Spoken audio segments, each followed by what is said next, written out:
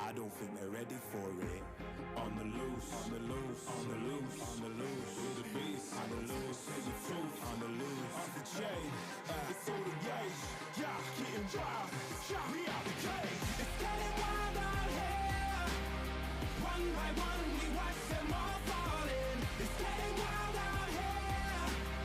But I'ma be the last one standing. You can't stop what's begun. You can't stop a revolution. Coming, coming. It's getting wild out here. Yeah, it's getting wild. It's getting wild. Eating them, beast. Eating them, feast. Fire the most, tire the least. See them admitting defeat, and they so useless. I'm so ruthless. New phone, who this? Give no reply to excuses. Got no bite, man, a toothless. Living a lie in the. We are back, folks. Here we go. We're about to get into the nitty-gritty of this tournament. That is right, the main matches and one of the most important ones of the, I wouldn't say just of the day, of the entire tournament. The final rondo, Max, man. This is going to be huge. This is going to be massive. It really is going to set the tone for the entirety of today as to who has just even the slightest chance for a comeback. Or if it's secured by the top squads, if they're just going to end the tournament early. Hottrix is really going to be the situation. But you know what? I feel like a lot of these teams, if they do maybe get an elimination on a player of Aurora or even on a player of Tiamba, maybe they're going to chase it down. But what I theorize, Hottrix, is going to happen is just like in PMGO Season 1, Aurora got camped out by Boom on the recall tower. I feel like teams might try, and I would even go to say I recommend teams try and drop on the split players of or Tiamba or Aurora just to make sure you really hinder their rondo so they can't get in the smash zone literally in game 1. Yeah, I want to see what the teams at the bottom are going to do, right? Like Weibo, you've won this tournament before. There's your chances of winning this one are practically zero, right? But you can decide, right, who you don't want to win. You know what I'm saying? Like you could do whatever you want. You can make that hunt down to Aurora. You can make that hunt on the Tiamba, or you could even feed them, right? So that's going to be the big question mark, is what is going to happen here today. I want to see every single strategy that can possibly happen come out to just either disrupt this lobby or try to win it, right? So we'll see what's going to happen here. There's going to be a lot going down in the lobby. Of course, we're talking about the main question, which is who's going to become the champion, which is the main topic of conversation here going into this event for the Macau Invitational. But also keep in mind, lads, we also have that big discussion as to who will be the next two, and actually the last two PEL teams to qualify for PMWC in Paris. Right now, All Gamers kind of forget about All Gamers because they're already in by winning their spring season in PEL. They 100% secure their ticket for Paris. So they're in. There's only 2 slots remaining. And really in all, I'm going to go from top to bottom in teams that really had a chance. Okay. It was LGD, Thunder Talk, Weibo, and then Tiamba was in 5th position. And as we stated, Tiamba, if they want to make it to Paris, they need to be top 2. So even if they don't win, they need to remain in 2nd position, Hottrix. Otherwise, the dream to make it to Paris will be long gone. Yeah, and unfortunately, they weren't able to really extend that lead as much as they wanted to, right? I mean, they held on to it, but at one point, they were 30 points up on 2nd place, and now it's down to 4. So top 2 is not a given. That is for sure. They're going to have to make sure that they perform well today if they want that trip on over to Paris coming up right around the corner. And that's coming up soon, Max. And within, what is it, like a month? We're going to see what's going to happen over there. So I am super excited for that. But I am even more excited for this Rondo coming up. You know, got a little bit of remake happening right here. The game should be getting started very, very soon. It's just going to give these players another moment to really just think out what their strategies are going to be for Rondo coming up. Imagine it was like, oh, the plane path, it wasn't near Yulin, and we want to see Yulin, so we just quickly cancel it. Oh, there was an issue. Well, we'll restart. I want to see some Yulin madness right now. And usually in the past, you remember when Rondo was added to competitive Hot Tricks, it was always in Neox we had the hot drops, but Neox is not as big and doesn't have as many buildings as Yulin. Yulin, I feel like, is just a lot more interesting and gives you a lot more opportunities to actually just go and sweep from the outskirts towards the middle compared to Neox. You got to control the roof, you got the main building with the arena, then you got the outskirts in Test Track, which always there could be an off angle there that really just shuts down your rotation outside of Neox. So I feel like, yeah, Neox has just been kind of abandoned by these international level teams, and Yulin is the new main hot drop in Rondo, and not gonna lie, I'm loving it. It's surrounded by a ton of recalls, and the buildings are just really cool to play around for some clutches. Yes, they are. Yeah, Yulin has been where the party has been happening, and I expect that to happen here as well. Let's look at this. You can see these players just... He's sleeping. He's meditating. You know, he's just thinking, all we gotta He's the one that didn't join the lobby. Yeah, it's because of it. All we need is another 30-point game. You know what I'm saying? Oh, that was so crazy to see RRQ bust out a 30 bomb right at the end yesterday. So proud of what they were able to do, man. It's always impressive to me to see a squad do something like that, especially in this lobby period. But for the last game of day 2 to put them in contention to possibly even win this thing is wild. Yeah, it was really a tough game for RRQ on that Miramar. I'm really impressed the way they were able to hold control of that mountain pretty much the entirety of that game. Even when they get pushed away by Influence Rage, they still subvert expectations and claim that chicken dinner, which I really was not expecting. Massive for them, and actually does put them pretty comfortably overall in the leaderboards. So we'll see if RRQ can actually look to push out of the 4th position up in the podium, which is super realistic. Hodrix, they got a 3-point gap between themselves and Influence Rage, a 12-point gap between themselves and Aurora, and a 16-point gap between themselves and Tiamba. So RRQ, if they actually drop another 30-point bomb, man, Smash Zone, it's technically doable for themselves and also Influence Rage. So it's looking strong for the top 2, but anyone around top 5 position could make it on this Rondo if they go absolutely crazy mode. Well, here we go. We've talked about the storylines. We've broken down the teams. Now it's time to see who delivers when it matters the most. Match 1 starts now. It's Rondo, the place where you can get the most eliminations. And let's see who's gonna get him here. And oh, hey, X marks the spot, baby. 2 planes. Let's see how this is gonna roll out. Oh my goodness, I am excited. I know you are, Max. Let's get into it.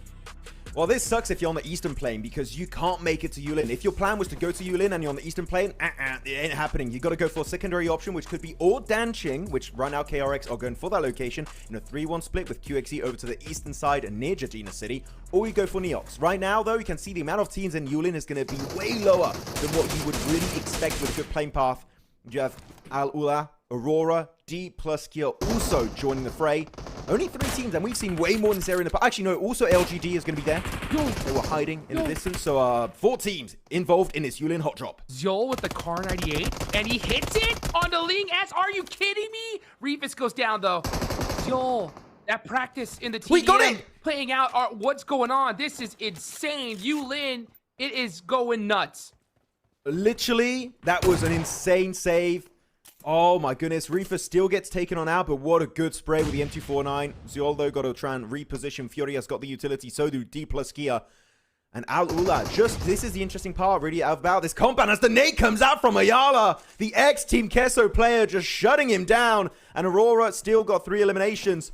But you know what? That killing spree might be cut short as they have to go for the recall. Doc will be the recall player right over to the western edge.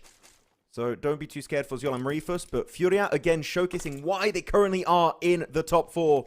And with that elimination, do deny the tie with RRQ. Oh, great knock there from Ayala with that nade, but an even better one though from Ziol, dude. Hitting the car 98 iron sight to get the knock. Those TDMs really paying off here. And now we're going to see Top run out into the open here. He's going to be in a battle with Quick. He sees him. Wait. Quick has no idea. Hodrix, big information. Bigatron are camping out Doc with a recall tower. That's why Doc didn't get the recall. Bigatron are camping out the entirety of Aurora. You can't see it right now. I can see on the minimap. Things are looking pretty bad for Aurora. If they can't get back up as a full team, the Smash Zone might not be in reach on game 1. As they go, good cleanup. But yeah, looking at Doc's POV, he had to leave because Bigatron, they're scouting. They're looking. They're on the hunt. Doc, can he make it to another recall tower? Run. I think that's why we saw Top try to disengage that completely. I think he was trying to get at a recall tower himself just in case Doc couldn't find it. But now Doc's in trouble. Ooh. Yeah, he's hiding. Running for his life at this point. I definitely want to keep an eye on that because if Aurora get taken out here, that is going to open the door for so many other teams on the leaderboard. Schweppes gets a nice knock on Kami. But Aurora in trouble. possibly getting eliminated early here. I mean, Tiamba just loving this, right? The whole lobby is already 3 players down. They still have not done the recall. Something's cooking up over there. So Tiamba just going to try and play it slow because you know what? Their main competition has been wounded quite significantly. Though making it over to the other hot drop location, it's actually going to be a little bit more presence here than I initially expected. It's going to be S2G, E Arena, and also the side of All Gamers. But really, the 9th position, All Gamers need to go absolutely ham in this opening game. It's going to be lost here, trying to hold the angle behind that door, gets the first knock here onto Maple. Sam CG also good assistive shot, but at the end, Lost will get overwhelmed. Liu, Flower H, looking to confirm Lost, I believe, as I see HamCG trying to join up, but E-Arena got a great third-party opportunity, Hodrix. This fight should be an easy win for E-Arena in that engage. Yeah, let's see what E-Arena's going to do. Yeah, they should have this locked down. HamCG just trying to get these eliminations. Not going to be able to do it as All Gamers. Flower are going to get the better of them. And now here comes E-Arena. Flower, nothing he can do. That is what you do, folks. If you get a chance to get that third party, you got to get it. And now All Gamers are going to get their revive going. But it does look like Doc ends up getting to that revive tower after all. So Aurora all back up, safe and sound. Yeah, I was looking at the minimap, so Bigatron was just rolling around, just couldn't find Doc, so he was playing a good game of hide and seek, and he does get the full reset. So that could have been really bad for Aurora, and Tiamba, I believe, have seen that, you know, with the player count going up, probably Aurora got fully reset here in this game, and they will go back to the good old looting stage. Not going for round 2 in Yulin, because I mean, yeah, Furia, D plus Kia, they mean business here at the very start of this game, getting themselves so many eliminations, though. It's going to be Claws from Al-Ula finally joining the fray, getting a little bit deeper in that city, and Furia taking some casualties. Though, actually, I'm looking at the minimap. I don't see Furia's split player. Are all the players of Furia in here? No. Were they? No. Furia's down 3, yeah, already. Where is that final player? That's going to be the question. I literally can't see him. I'm looking everywhere on the map, and I cannot spot that player of Furia. Where is he? Is he on a wrangle or something? What's going on? There he is. Wait, it's Chief. Oh, no. They sent all 4 players inside Yulin. Oh, no. Chief's going to have to do something if he wants to keep his team alive here, and that is a crazy strategy. They were hoping for those eliminations. Nobu just finds the toes of Claws and gives him a nice pedicure right there. Not the one that he was paying for, that's for sure. Quick, going to have to make something happen, but Chief even more gets Nobu. That kind of opens the door for Chief here. Chief needs to just find a way to exit. Needs a way to get to the revive tower. And now he stole it. I think he's just playing this very quiet, which is not a bad idea here. Yeah, if you're Chief, just play it silent. If you could avoid this engagement altogether, that's great, but it's coming. Yeah, I did say maybe all 4 players went inside. Maybe they had a recall player that just got camped out. That could be the scenario that happened for Furia, though quick. He's really been quick on the pivot, quickly joining the fight. Now it's going to be a 1v1v1. Deepest here, Al-Ula. And still Chief is out there for Furia. He might be looking for third party this fight, having to swap over to the secondary weapon here. It's going to be the M4 spray connecting. Secures the headshot onto Chips, and that is it. What a win from Quick, taking down pretty much the entirety of D+. But Chief now stranded in a 1v1. There is still hope in the shadows here that Furia can redeem this match. Well, he has the health, but Quick's got that quickness. Let's see what he can do. He's got the moves, man. He's gonna have to do it though. Quick's got a nade. Oh boy, yeah, he's gotta know what's coming. Jumping out the window, nice, safe and sound. For now, Quick has a shotgun, so Chief wants to avoid the CQC fight. If he could just leave, he would. But he's gonna end up challenging it here. Shotgun. Can he get the shot? Chief keeping his team alive. What a clutch play from Chief. And now he's just going to be trying to play this very carefully and get the heck out of Dodge here. He's got to find a recall tower very, very fast. You know his team is so high. Yeah, they're like, yes, Chief, yes! Thank you. He carried it right now. But by the way, looking at the fight, Quick should have hit the shots with the shotgun. The fact that we see Chief get the win with the Honey Badger in CQC right there, shouldn't really happen. But you know what? Ia had some really good shimmies there around the side of the staircase to get that win. So GG's. That's going to put them up also to an extra few eliminations here. I believe they had 90 at the start of this game. So that's 5 early eliminations plus normally a full reset thanks to Chief. He saved the day twice, actually, when you look at this lineup. He's doing it this game on Rondo, and that one Miramar game, Hodrix, where he was hiding next to that buggy, and he got, what was it, top 2, I believe, as a solo against Aurora. He's really keeping the entirety of his team in the conversation here for the championship, though it's a very eastern circle too. Teams on the west, especially towards Yuling, gonna have to go for a quick rotate as now Influence Rage, third place team now, looking to take the flash onto the clash onto Weibo. As they're getting pushed all over the place, surrounded fully. As instant defense of Little Boy gets it done. That's gonna put them up to 4 eliminations total. Good start from them, and Weibo, really, after taking another L here, this is really going to lock them down at the very bottom of those leaderboards. Yeah, Weibo just couldn't get it done in this tournament. Very unfortunate for them. Influence Rage they are in now third place. Look at that, 5 eliminations. Everybody's up. Great start for this team. Really fantastic start, though. Can't really say the same for Aurora. Sure, they got himself a few eliminations, but it's going to be them taking a full-on fight with LGD. And looking at their loadout, it seems like after their recall, they just didn't get a lot of ammo. One of the players is literally down to their last clip and a half, so really undiluted as Reefus. He's going to get knocked. Zyol, beautiful nade onto Ling S. Mau, though, trying to secure a bit of an off angle right behind Reefus and Zyol, so you've got to be careful to not get fully surrounded. That can really shut down your entire match. There's Chan going on the offensive once more. LGD really want to take down the entirety of the Mongolian team. Yes, they do. And meanwhile, Bigatron and Influence Rage are battling it out. And it does look like BTR is going to put a punishment onto Influence Rage as they're down 2. But Doc now starting to move here. Maybe trying to find it. No, I think he's just taking off. Yeah, so he is out of here as top is down. And now it's going to be up to Doc to make something happen. I mean, the thing that is really problematic is that Doc was the recall player, meaning he still has an extra life. His teammates, that was their second life already. They're done. They're out of the game. Doc is going to be left as a solo the entire match. So now, when you're in a situation like this, you just want to try and redeem this game somewhat. Just find a hiding spot, survive as long as humanly possible. Even if you just get 2-3 points total, that's still going to get your team way closer to the 116-point threshold to make into that smash zone. So Doc, a lot on the line for him as a solo. As actually, he's almost tied up here, Aurora, with Chambas. Chambas been very silent, not involved in any fights, but that could change right now as Bigatron encroaching on Chambas' compound. There's Tiamba. Milu getting some little shimmies here. Playing it very quietly here. They're waiting to get into that late game. So no eliminations, right? They didn't get any of those hot droppy limbs that we normally see. They're just looking to kind of get into end game. Everybody already set up in this circle. This is still very, very early. We still have a couple actually players and teams that are not in. Doc from Aurora is trying to make a bold rotation down south. You got E-Arena up top. Al-Ula as well. Furia are going to be moving down to the north side. Let's see where this next circle is going to go, though. Okay, it's going to go down south where all that congestion is. Oh, boy. And Tiamba, dead center, are going to be looking to get active. You see how many red teams there are? I know I keep repeating that, but literally, it's looking like the Chinese flag on the map feed.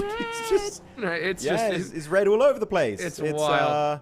Don't know who's an ally or a foe as Furia finally make it out of the blue. Though we can't really say the same for E-Arena. If you saw on the map feed for a split second there, they're still near Stadium, so they got a bit of a massive rotation to pull off.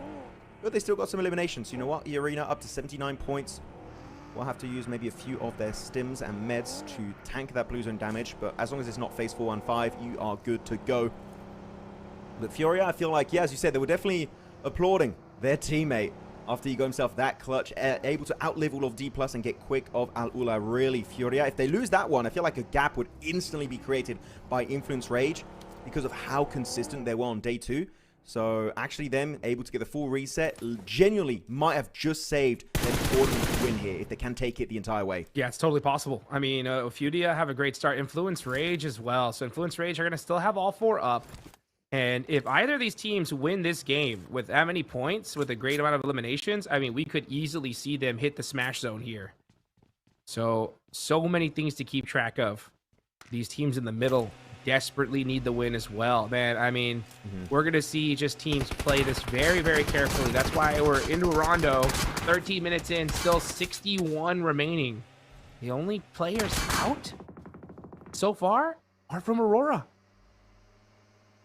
And they can't get recalled. So Doc with the Roadster, the brand new quickest vehicle in the game, Could be good to try to dodge a few bullets coming your way, but it's going right next to Tiamba. Oh, no. Okay, yeah, definitely want to do you a bit of a U-turn. That would be the worst. I mean, especially if they do get the final elimination, you know Tiamba are just going to play it super safe, because the thing is, Tiamba, even though it's a rondo, you don't have to go for big elimination game. A decently consistent top 3, even top 5 with a few elims here and there. And you know what? Tiamba making it in the Smash Run in game 1 alone. So that is what they're going to try and go for. So this is a bit scary of a situation, though, where a team is looking to get in the Smash Run hot tricks and they start playing very passive. That is when teams that are looking to be more aggressive and try and catch up to the top squads can really start to do some big mistakes. So Tiamba, I know what you're trying to do. But you've got to be careful. If you're forced in a situation where you need to play aggressive, don't just try and retreat and play it very slow. You need to commit to the fights when they come your way. Yes, you do. You cannot hesitate at this point. Doc gonna blow up that vehicle. He found a spot in this circle and is actually pretty dead center. But yeah, let's see how long he's gonna be able to last in this position.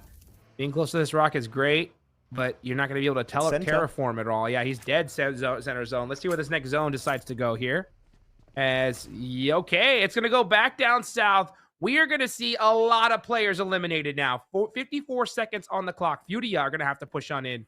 We're going to have to see pretty much the entire lobby have to push into this next zone. The only teams that are really set up so far are going to be D+, RRQ, All Gamers, and Tianba. Everybody else, starting to make the move here. Doc now having to defend his position. This rock, he's like, this is my rock. Got one. Yeah, he gets them a little bit closer to that smash zone. One player sending it forward is going to be lost, taking a bit of a beating, but still, that is going to be game over for Doc and Aurora this match. The S2G sending it round to that rocky formation, and their cars are getting absolutely peppered from all the teams looking their direction. But still, as you can see on the rankings, that does put Aurora up in first place, tied up with Tiamba. Whew, it's going to be down to the wire between those two squads. Yeah, we're going to see, maybe not, though, because, I mean, we got a lot of match left to go here, and the question is, who's going to win it? And also, how far are Aurora going to go down on the leaderboards? Hamsuji does get a little bit of a room here with this dip, but it's not steep enough. Yeah, he's like, you know what, we got to do a little bit more digging here before I take this position. As he's looking a little lost. He's like, where do I go? Okay, let me find a spot here. There's quite a few teams have found a position in this next zone, but Bigatron are going to have to push on out. But they are currently in an engagement with Weibo. Does look like Furia are sneaking into this next zone as well. Man, these rotations, so crazy. I'm surprised we didn't see more teams get beat up on rotate here. Yeah, by the way, we did have a full reset from Alula, despite losing a lot of their players back in New Orleans. So they're going to be back in this game in a pretty good form. As Influence Rage is going to be now in their scope. They're going to be spotting them from a distance. And Influence Rage not even in a circle. So Alula, that is a fight that I wouldn't recommend taking just yet. Just wait for them to move up a little bit deeper. As we are at the halfway point of Phase 4, meaning the recall towers are going to be deactivated in just a few seconds. So these teams, if you're going to get eliminated, do it now. Otherwise, that is going to be you fully out of the game if you get eliminated. Though LGD looking for a round 2 fight. This time, not on Aurora. It's going to be on the boys from Furia that really just can't catch a break, it seems. Yeah, they definitely can't. Chief up close. Igor a little bit too far away to get rezzed at this point. And LGD right there at the edge. But yeah, they had a really tough push in the circle. So I'm not surprised we're seeing Furia kind of get peppered here. But now LGD got their eyes towards D+ Kia. This is kind of a very interesting situation. This is one of those spots where you kind of want to just hold it, wait for the next zone, and depending on where that next circle goes, then to start to push. But LGD starting to creep up onto Nobu. Yeah, Nobu just laying down right now, just waiting for anybody to cross his path. High ground, good spot. Ayala trying to get prone again. Oh, literally just a few pixels able to be hidden away over that ridge. LGD, though, actually, because of their position, D+, Chip's going to try and deny them peeking over, but he does get instantly put down to just insanely low HP. Lucky. But Notable just doing no noise with his teammate, really hoping they can get a bit of a backstab situation. And Tiamba for the very first time in this game, looking to do a quick exit outside of this compound, which is in a circle, by the way. They're taking a bit of a risk, but it is going to pay off on Bigatron as they already get all those eliminations up to now 109 points. Wow, Tianba leaving the safety of that building to go out and get some of these eliminations. And they do. So now with this next zone, oh, look at that. That's All Gamers XEZ with a beautiful nade onto QZZ. That is going to hurt him. Aching starting to throw some smokes. but it's gonna be tough to save his teammate, and yeah, that is all over. Oh, in the box! They got the elimination and said, all right, see ya. Yoinks the Pico bus, and it works out. Actually, looking at the circle, their compound is not in zone anymore, so actually that was a really good move. Maybe they just predicted that, yeah, it is very unlikely the circle's going to favor our compound, so might as well send it on Bigatron while they are in a weakened state. Very good responsiveness from Chamber. Now 7 points away, Hot Troops, but as 2 players alone, we might have no players making in the Smash Zone. Actually, it's more likely Influence Rage could be the one to make it up there as they're up to 98, almost to the 100-point club.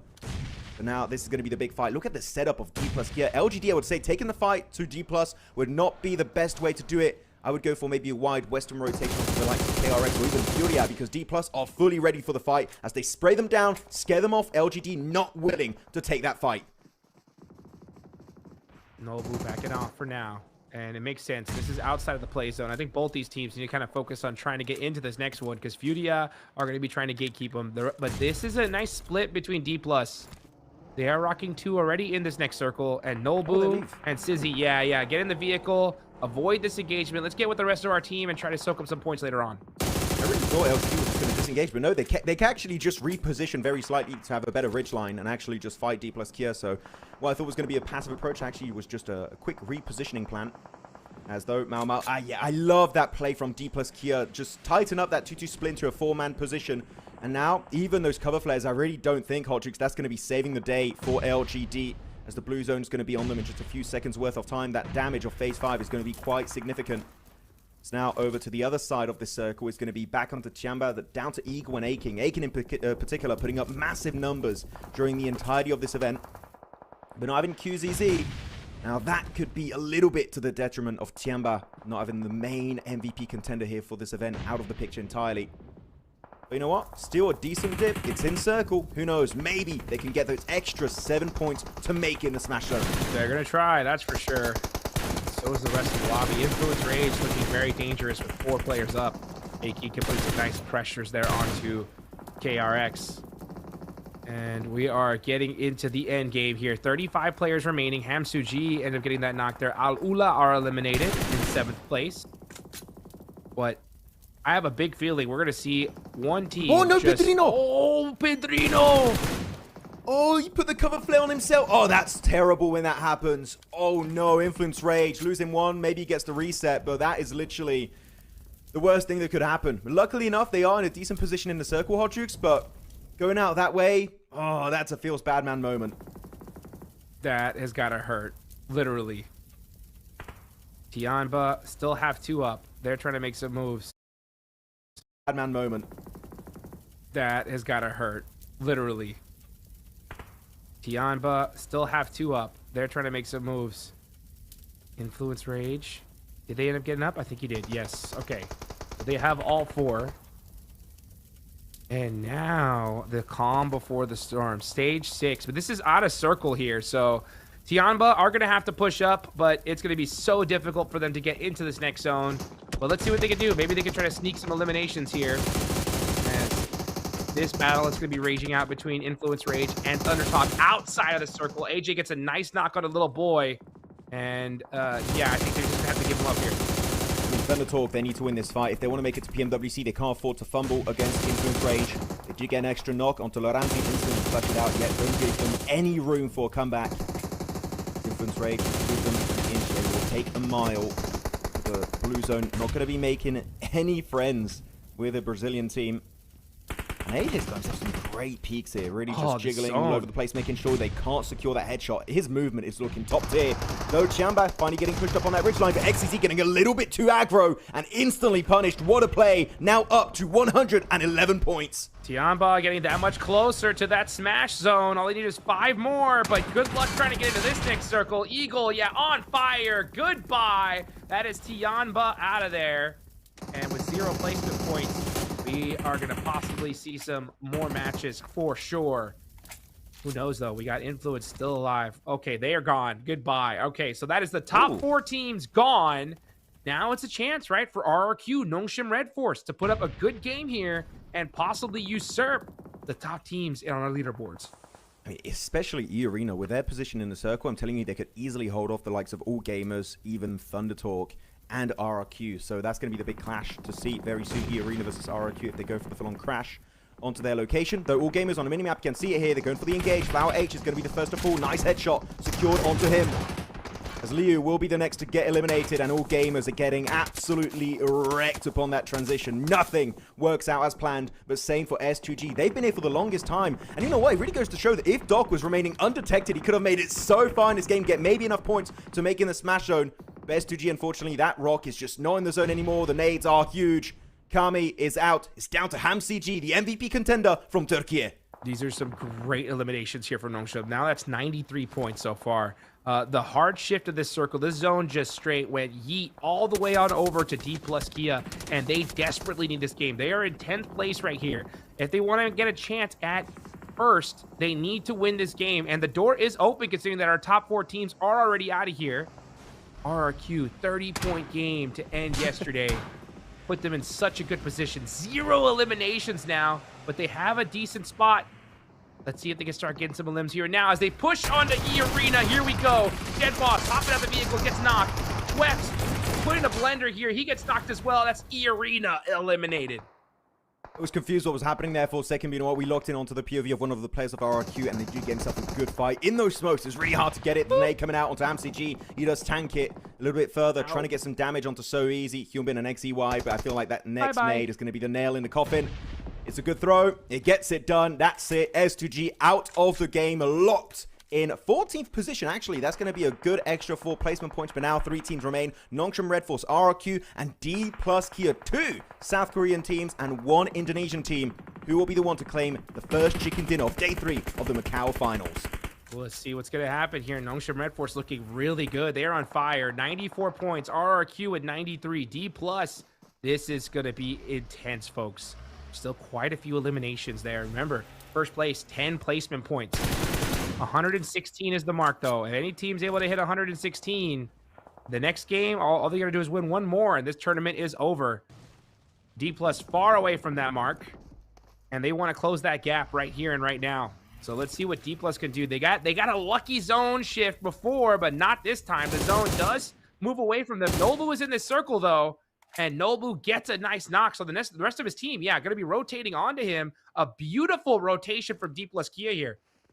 I mean, really, if you are the side of Nongshim or RRQ, want to get as many points as possible this game, just so in maybe the next match on Erangel, you can actually make it in the smash zone. Yes. So that's going to be what they're hoping for. And this will be a very important finish, actually, Hodgix, to deny points. If you cannot win this game, go out to the blue zone or nade yourself, Molotov yourself. I don't care. You don't want to give those extra points to your direct competition here for the trophy. As RRQ, I feel like that's going to be the team that's really going to be in the hot seat. This circle, they're in it for now, but stage 8, I'm telling you, it's looking insanely unlikely they will be in a good spot. So without any vehicles whatsoever from what I've seen, this game just doesn't seem like it's going to be headed the way of RRQ. It might just be down to D plus Kia and Nongshim Red Force as D plus. Look at the setup on the map right now, Hot Jukes. An amazing 2-2 split. They're putting down all the cover flares. They get an airdrop just because why the hell not, I guess. D plus looking insanely well set up. They need to go for the win here if they want to have a chance at redemption in these finals. Even if one of these teams gets every single elimination and wins the game, it's not enough to hit smash, but it could be enough to rocket launch you into first place. So let's see what happens here. RRQ Nongshim gonna try to make things happen. The better the performance here, the easier it is to reach that smash zone in one of the next games. And D plus just trying to put themselves in contention here. And this is how you do it. They have the north side. Oh, they're rocking a 2-2 split. I love what D plus is doing. They're always putting one player just right in the edge of the zone, and they have the rest of the squad try to get to them. But there's 30 seconds left on the clock. This is the last zone shift here. It's going to come down to who fights first at this point, right? That's what it's going to really happen. As, yeah, RRQ throwing some nades, just trying to see if they can get a lucky knock, but no one's there. No, it's just trying to create dips, actually. You know about the damage, just about creating those little bit of safe haven inside the play zone, which I believe one of those nades actually did create a dip in the circle. So if they can make it there, that would be huge. They do have one car in working condition. Does it still have gas, though? Not sure, but I do believe it should. So, yeah, those cars able to be protected, especially that one roadster that does pick up speed very quickly in the most recent updates to the game. So if they can use that to get to that dip, that could be huge. And actually, it's going to be Gemfos going to be out there creating that dip. He just crashed for a split second. Luckily enough, none of the bullets connect for D+. But Gemfos making it forward as Notable does get knocked. D+ might be missing out on a chance to get that chicken dinner as the circle really favoring none of these teams. But Nongshim Red Force remaining silent might be able to go for a nice third party to lock in that win. Let's see what happens. RRQ just trying to get to safety here. XZY is able to get the confirmation onto Nolbu. Meanwhile, Fabian gonna have to hit some shots here to help out his teammates. As Nongshim Red Force, here they come on the push. Chips is there with a shotgun. Does get one. Can he get two? He can't. So Nongshim Red Force taking full advantage here of that split, and they punish D+ Kia. That is them eliminated. It is now Nongshim Red Force versus RRQ. Here they come, trying to come on the third party here. Here comes the full squad. They are sending it 2 versus 2. So easy, getting some nice shots there on a Genfox. And with that, MG3. Oh, the MG3's out.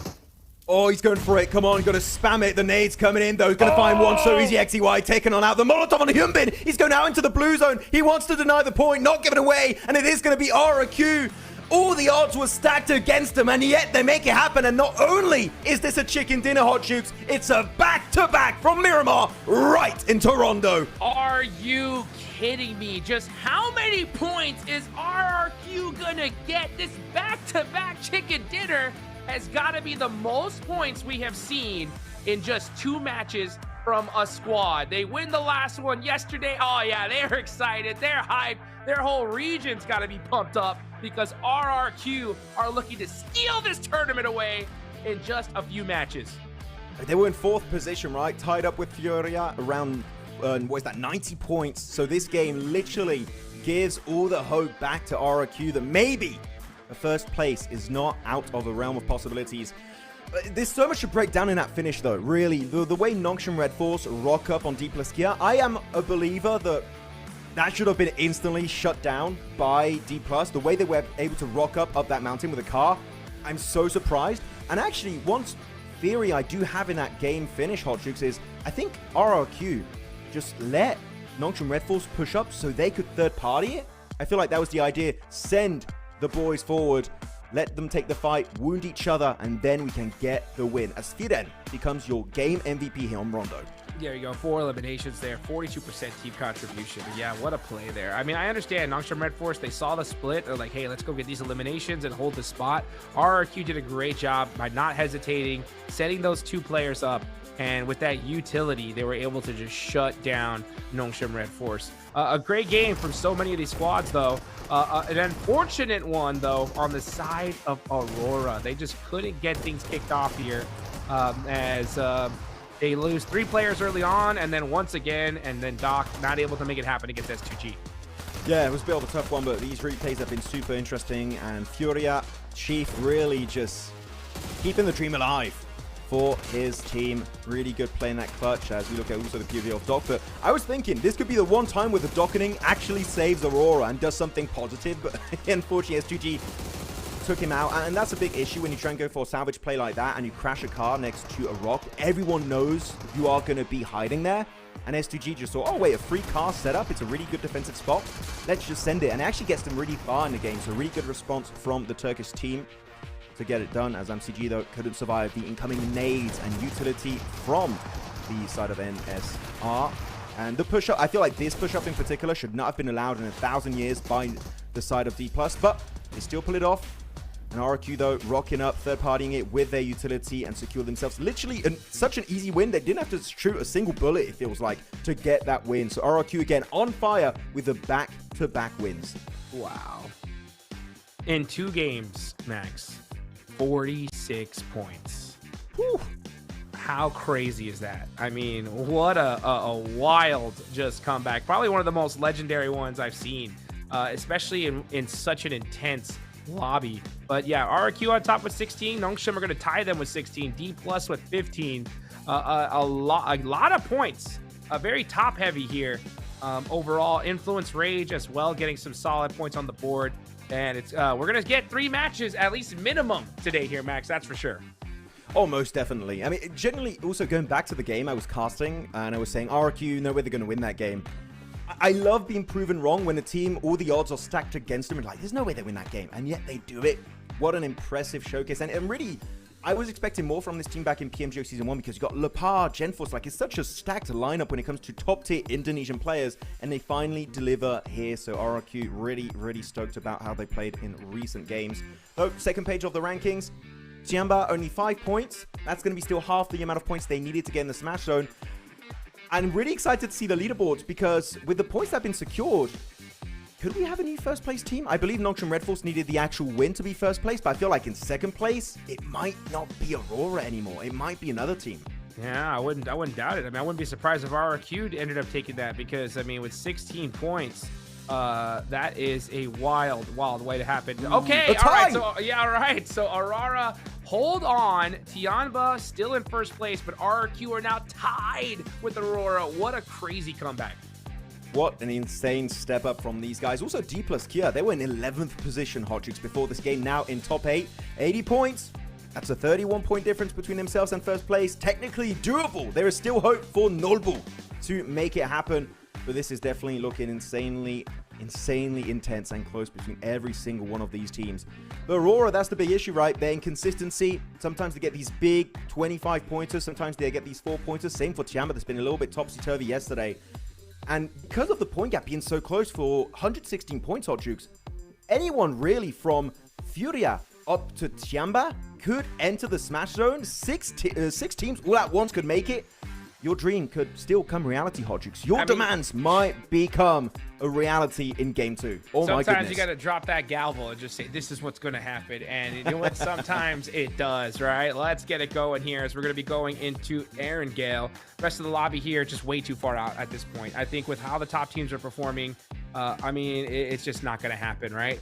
Hey, but D+, right? D+ did put themselves in the running for it, okay? So D+, Irina, Aula, if they win this next game with like 10, 15 eliminations, sure, right? It's a possibility, but the likeliness of that happening and one of these top teams not reaching the Smash Zone is pretty crazy here. So we look at the elimination leaders, it's QZZ with 30, top right behind them with 28.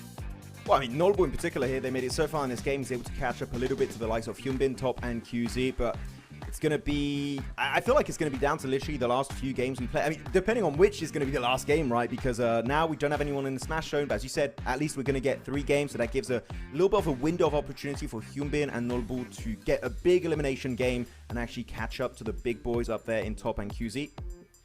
But in terms of damage, I feel like Top still might be number 1 because he plays with him in E14 usually, even though he couldn't really use as much as he wanted. But actually, second place is going to be taken away from QZ, and Loranzin from Influence Rage is going to represent Brazil here on the high stage and be second place just behind Top.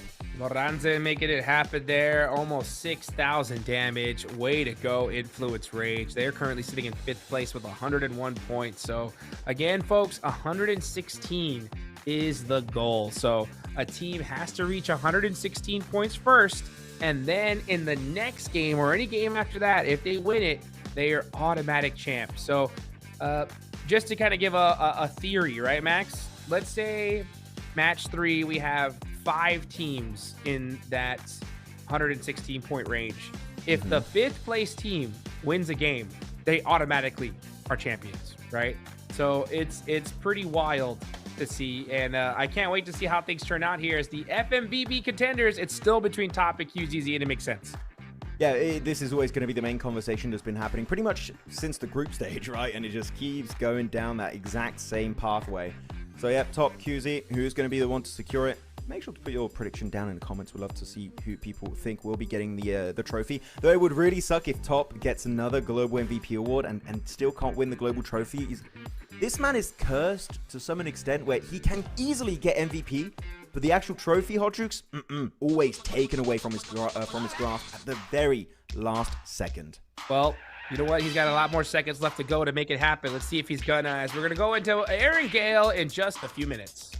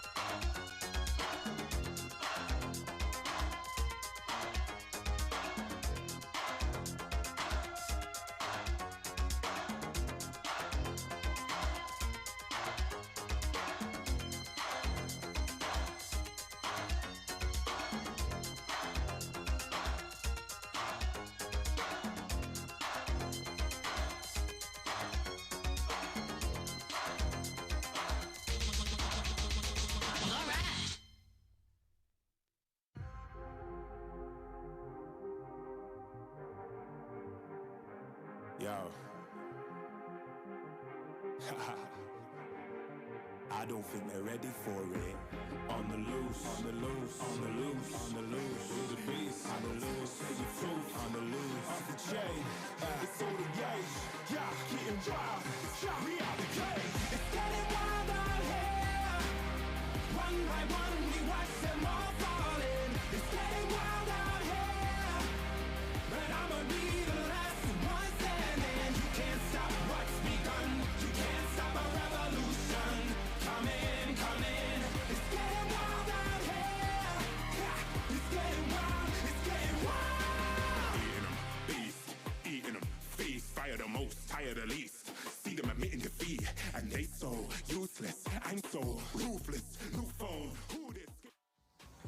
We are back, folks. You can see the crowd is hyped. I love to see all the different artwork and support for all of these local squads right now. And man, we had a great rondo to start things off. We're going to get into the meat potatoes of this match as we head into Erangel. And the goal, 116 points once again, right? The team gets that, wins the next game. This thing is all over. Tianba only needs 5 to get there. Aurora and RRQ need 10. So it could definitely happen in this match, Max. Most definitely. And actually, I kind of want to open the conversation here because so many teams could be making it in the Smash Zone, this very game, overtake 116 points. How many teams do you think are going to make it this game?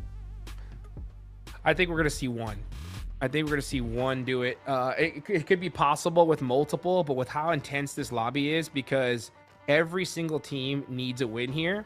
Even if you go all the way down to, we're looking at Al Ula right here, right? Al Ula have 79 points. They need a minimum 20-point game if they want to make some kind of crazy comeback. And honestly, I'm putting anything as possible, Max, considering that RRQ got 46 points in 2 games, right?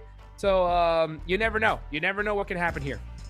But I know what's going to happen. I activated my observation hub right now. I picked in the future, 20 to 30 minutes ahead in time. And I see that Tianba making the Smash Zone and an extra team will also secure it. And who could it be? Aurora, RRQ, Nocturne Red Force, Influence Rage, Furia, maybe. No spoilers, I ain't going to tell you guys. No, it's I don't want to ruin the spectacle happening in front of your eyes. But I believe 2 teams will be making it here. Mainly because Tianba can just literally have a mid-game, an average game hot tricks, and they can still make it in 116 points. They just need 5 to make it. They're currently at 111. Super easy for Tianba. Literally even a bad game could push them up there. But then you're looking at Aurora, RRQ, all these other teams need 10 plus points. And there's just not enough points for the lobby for all these teams, in my opinion, to make it at the same time. We might have 3, 4, 5 teams be in the Smash Zone literally after the second angle. But for now, 2 teams, that is my prediction of how many is going to make it here. And based also on the plane, if it's good or bad, you know what, things could get a bit crazy and maybe all the top teams just get fully eliminated. That is an option that we have seen happens many times, especially during the group stage. But now, these teams are pretty much do or die for some of these squads because you've got that ticking time bomb effect, hot tricks taking effect, that these teams at the bottom or in the middle of the rankings, if they want to have a chance at redemption, they literally need to show up now. Otherwise, their tournament run is pretty much over instantly. Oh, man, that is pretty crazy. But it is correct, right? If you want to get a chance to make it happen, look at that. Goodness gracious. 6 fingers? Oh, he was getting ready. Oh, he's training. Look at that. Looking like a dang octopus at this point. Making those plays. Is that a compliment or is that... That is, dude. That's wild, you know? Just using everything he possibly could do, right, to make it happen. I don't even know how he has room on his screen to use all those fingers. You know what? But you got to do it. You got to make it happen.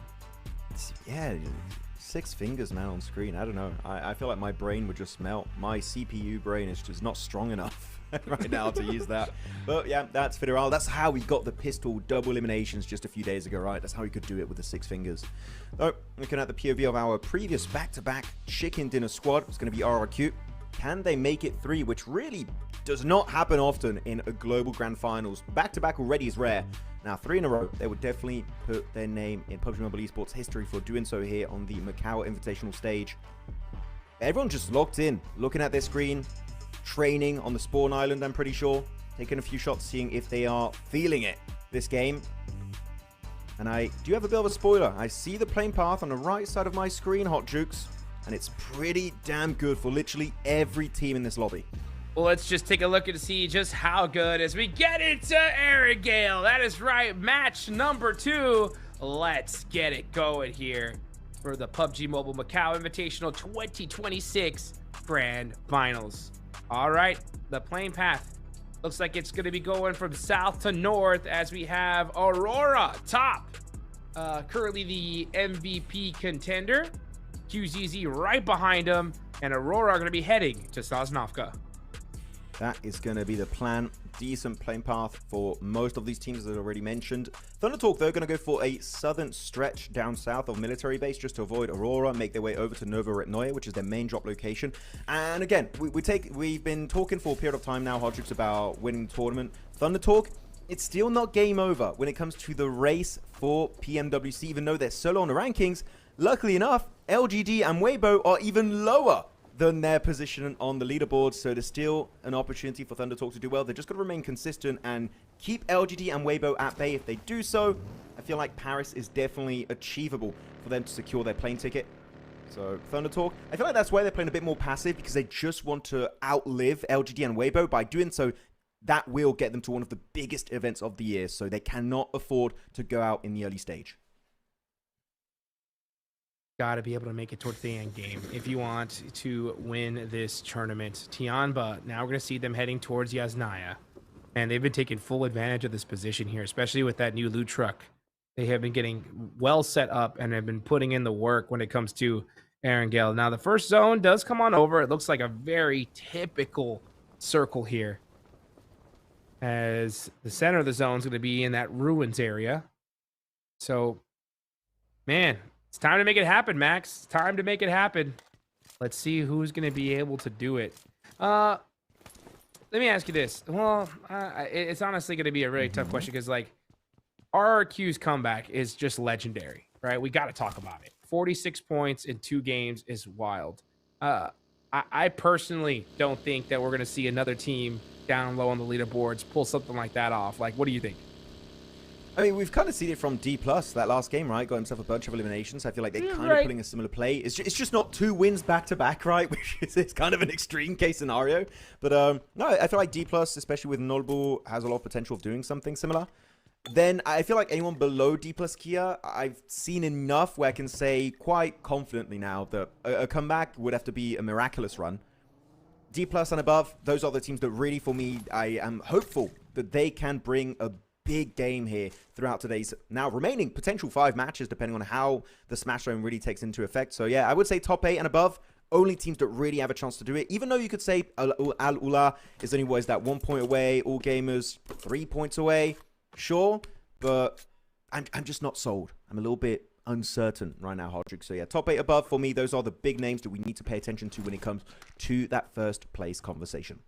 What do you agree? Absolutely. Oh, no, yeah, 100%. Yeah, it's obviously top 8. It's just always good to kind of keep those random thoughts in place here, because it's still early, right? I mean, it is match number 2. I think this game is going to pretty much end those conversations, like about us, even if I'm talking about mathematically possible, right? Because it is right now with 4 games left to go. If a team like Al-Ula wins it again with 20 points, but yeah, if they don't get it here, in my opinion, it's 100% done. Yeah. I mean, actually, we're looking at these positions on the rankings. Oh, no, gotta be careful there, KRX. You have a bit of an encounter with the RQ. It's not going to result in any shots being taken just yet. It's just GemFoss also proactively scouting ahead of this team, seeing where KRX are going, just so in Circle 2, they know where KRX could be located to avoid a potential crash by mistake. So that's some good information. But I'm actually wondering, because we see this circle, right? It's mainland. It's literally cutting off the bridge on the western side. I was wondering if we were going to see RRQ try and hold off Aurora. But no, they're not going for it. And I feel like that makes sense. I feel like some people wanted to see that happen, Hodrix. But the reason why I'm saying it makes no sense is because by doing so, you're taking a gamble early game. RRQ are literally tied with Aurora in 2nd place. You don't want to give an opportunity for Aurora to get in the Smasher in this game, because give them 4 points, they're up to 110. That would be a massive throw. So in this particular situation, I think it's a good idea that RRQ don't commit to the bridge camp. If it was a team maybe low on the rankings that hasn't got anything to lose, like Weibo that dropped Remorse, then maybe. But otherwise, I feel like that bridge camp is just not the best idea at this point of the game. Yeah, not the best idea for sure. And I got to agree with you on that one. But what if it was 4 Thrives? Yeah, yeah. If it was 4 Thrives, there's a whole different story at this point. Oh, I wonder man, what do you think, Max? Just guessing. What do you think if 4 Thrives were here? Where would they be on the leaderboards? Bro, you want to get me in some drama right now? What are you doing? Yeah. Araki, by the way, looking for a bit of a push on Kerox. I would recommend to disengage. Just not worth it. Next. So about 4 Thrives. What are we talking? Well, I forgot what we said. No, okay. 4 Thrives. I feel like I was very scared on their day 2 of the finals, and because of that, I feel like they would be in this top 5 conversation, right? I feel like they would be top 5. Though when it comes to encountering the Smash ruling, it was looking very scary against Ulf in PMGO Season 1. They would be top 5 right now. There you go. That's my answer. Top 5. Would they actually win it, though? I don't know. And I would even go and say maybe not, because it is a bit of a longer finals. And I feel like they might actually lose out on a few nice games. So, yeah, but top 5 right now. What would you say? I'd say first place. I think they're the best team in the world, right? They won the last game. They could win this one, right? But they're not here, so 0th place. That's what 0th. I say. 0th, unfortunately. With Weibo. Yeah, with Weibo. Oh man, you hate to see it. I can't believe Weibo. I did not expect that at all. I expected big things from them, but yeah, 16th place in the finals. Way too much red at the bottom of the leaderboards here, but with a crazy lobby like this, you never know what's going to happen. And I'm proud of the teams that we have on top here. I mean, we've seen some great, consistent gameplay from all of them. RRQ just came out of nowhere. And who knows who's going to win this next game. Influence Rage there in Pachinki, going to get that loot truck. They are all set up. Look at that. Level 3 out of their mind. Did they get 2 loot trucks? I feel because we were seeing some crates on the ground in front of the loot truck. I feel like they got 2 loot truck spawns. Which multiple loot trucks can spawn on the same pathway. I feel like they got 2. So they might have P90s and stuff. So they were just waiting for the second one to come through. So, and the loot must be kind of insane. I want to see the POV of all the players. Top 6, 6x scope on the Org, S12K, so Federal doesn't have it. It would be very unlucky you have 2 loot trucks and you don't get an airdrop weapon. That's a feels bad man moment. Yeah. Those loot trucks, man, they really just make things happen for your squad. I'm just looking at this migration on this map as teams are just starting to center up big time here. 64 teams remaining, and this is going to be very typical. When you're in the final day, everybody is just playing this so careful. That's why we're not even seeing a lot of shots on teams while they're rotating. Just everybody just trying to find their positioning in this next circle and getting ready for it. Everybody, look at this. Everybody moved super quickly. So we're not seeing teams take any time here. Where is this next zone going to go? Almost all the spots in the center of it are already taken, but are we going to get a crazy hard shift? We're going to go to the northwestern side. Okay, so Al-Ula are in it. Aurora are going to have to find a cheeky rotation on in, possibly hugging the shoreline, going all the way up to South George, as all gamers are going to be coming in from north. But now shots are ringing out as Al-Ula are getting peppered. Yep, it's going to be looking pretty good for LGD. They want to overtake Thunder Talk. That's going to be their main goal in these games. But Al-Ula just really, since their first day, I know I keep saying this as a negative, and it really is, but it goes to show their first day was just such an outlandish performance, and they just were unable to replicate it as Claws gets taken out, one of the bigger names. But we got really hyped up on day 1, right, Hodge? Like, Claws, Quick, oh my goodness, these guys are just completely crackling. Quick did great early on Rondo up against D+, but when it comes to team-wide performances, they're just not really hitting that same level in the PMMI finals. But you know what? At least it gives them experience for the next time we've seen a global event. Hopefully they can come a little bit more prepared, as we have now a hovercraft that spawns on water, literally on the tippy top of the world. It's on top of Everest. This is not their natural condition. They play around. This is not their natural environment. But yeah, the hovercraft is up here. This is a fun position to see it in. It do be hovering. It do be hovering, and it is going to be keeping an eye on Wait, RRQ. Oh my gosh, there's 2 hovercrafts on Everest. I mean, generally, if you're a team that's looking at Everest and you see the hovercraft, I beg you, just take one-tap shots and damage it and destroy it. The best way to get rid of a hovercraft is the moment you spot it, just spray it down. It doesn't matter if you're not going to get the elimination, just damage it as much as possible. And if they don't have the welding gun, that hovercraft is as good as gone in that game. So please eliminate it, because that hovercraft meta is very powerful in 2026. Yes, it is. Sook gonna get a knock there onto RRQ. All right, and he's gonna get Lapar. Actually, Al-Ula is gonna steal that. Okay, so RRQ down to 3 players. Nongshim Red Force are down to 3 as well. So 2 teams in the top 5 hunting down that smash point are gonna be wounded going into this one. There's Aurora. Yeah, okay, yeah. So they are gonna be able to get into this next zone, but they're gonna try to find their spot. And everything is pretty much taken at this point. It's a good play from RRQ, right? They see way beyond the mountain. You know what? Not really worth it. Let's quickly reposition. I don't see that hovercraft anymore. I don't know if it was abandoned on the mountainside. If they did do that, unfortunately, that's one hovercraft pretty much out of the entirety of this match from a wrangle. As Fury, you can see on the minimap doing a little bit of a leapfrog maneuver, trying to jump ahead of RRQ and even the entirety of Everest, though getting close to Ruins. There's going to be Influence Rage. And I also believe Nongshim Red Force. So they're just going to try and jump ahead. But the thing is, you've got to be careful. There's not many compounds nearby. So Furia, you've got to commit to a push here or retreat back to Silence and Chief as the circle about to shift. Is it going to be south or north of the river? It's going to be right on the river once again. LGD's compound in particular, Hodgix, is looking so powerful, meaning teams are very committed to going for the breach if they have to. This circle's so tough here. What is going on? Ayala doing a little bit of a backslide there with his vehicle. Mormon getting knocked there. We're starting to see the shots ring on out. Yeah, Fury just trying to find a way to hold on, possibly this bridge side, but that's what everybody wants. Oh, there's like squads all over the place. Nongshim Red Force getting beat up. All gamers, what is happening? The chaos ringed out immediately with the zone shift. It makes sense, right? This is going to be a very valuable position. Always going to be the explosive bow used up. Are we going to see a pop up in the elimination feed very soon? Could be happening. Come on. Nongshim. Oh, this is not the way you want things to go down after such a strong last game here. The chicken dinner locked in almost on Rondo. And yet stolen away by RRQ. And now they go under the bridge and literally just hoping to survive. As one player, that is just not the best way to go. Meaning this is going to be pretty much a non-game for them. 103, you needed, what is that, 13 points to get in the smash zone. Nongshim Red Force are just not going to make it happen this match. Yeah, it ain't happening, that's for sure. RRQ are down to 3. Got a little glimpse of the map feed there. They're all the way on the south side. Tianba are actually in a really damn good position here for the zone. And with on top of the leaderboards with 111 points, they are looking very, very set up. Aurora, man, just because of where they dropped, they had such a tough time getting in here, at least on time. And so they are down over by Ruins. They are still outside of the circle, but they have all 4 players up. All it takes is one good team fight to turn things in the green for them. But KRX battling it out there. Nice nade there from 33Z, throwing it down the mountain. Benny's going to try to get his revenge, and he almost does. 33Z getting peppered big time here. As QXZZ does get a knock there. Okay, so they should be able to get the reset.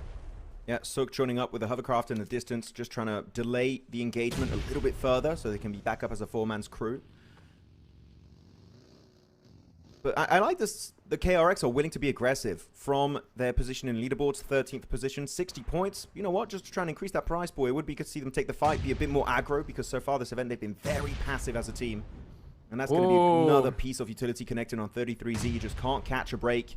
Toxie, ooh, I thought he was going to walk around that Molotov there for a split second, but the utility's looking pinpoint accurate from KRX. But Sook in a distance, sure, he's maybe not in CQC, but he's definitely got the ridgeline control, making sure they can't peek aggressively. But now they just flood over the wrong side. Hoxie first of all, TRE, QXE, Binny. Can they redeem it? The shot's not quite connected. Has to swap over to the M4, and he's just dodging all the bullets, but Suki will get picked off eventually. And Sook in the background, getting surrounded. And E-Arena here, Hodgix, going for a third party, but so are Aurora.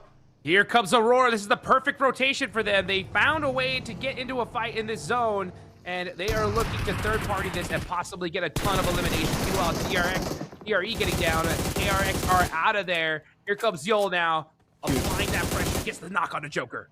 Yeah, you got 5 nades. The circle is favoring you. They have to cross you if they want to try and get to that play zone. So Aurora, don't overcommit. Don't over-peek it. Just play with your utility and you should be good. But you know what? Yeah, quick retreat, Aurora. They see the circle like, this is a little bit of a waste of time. Let's move back. Respectful play from Aurora against being so close to the smash zone.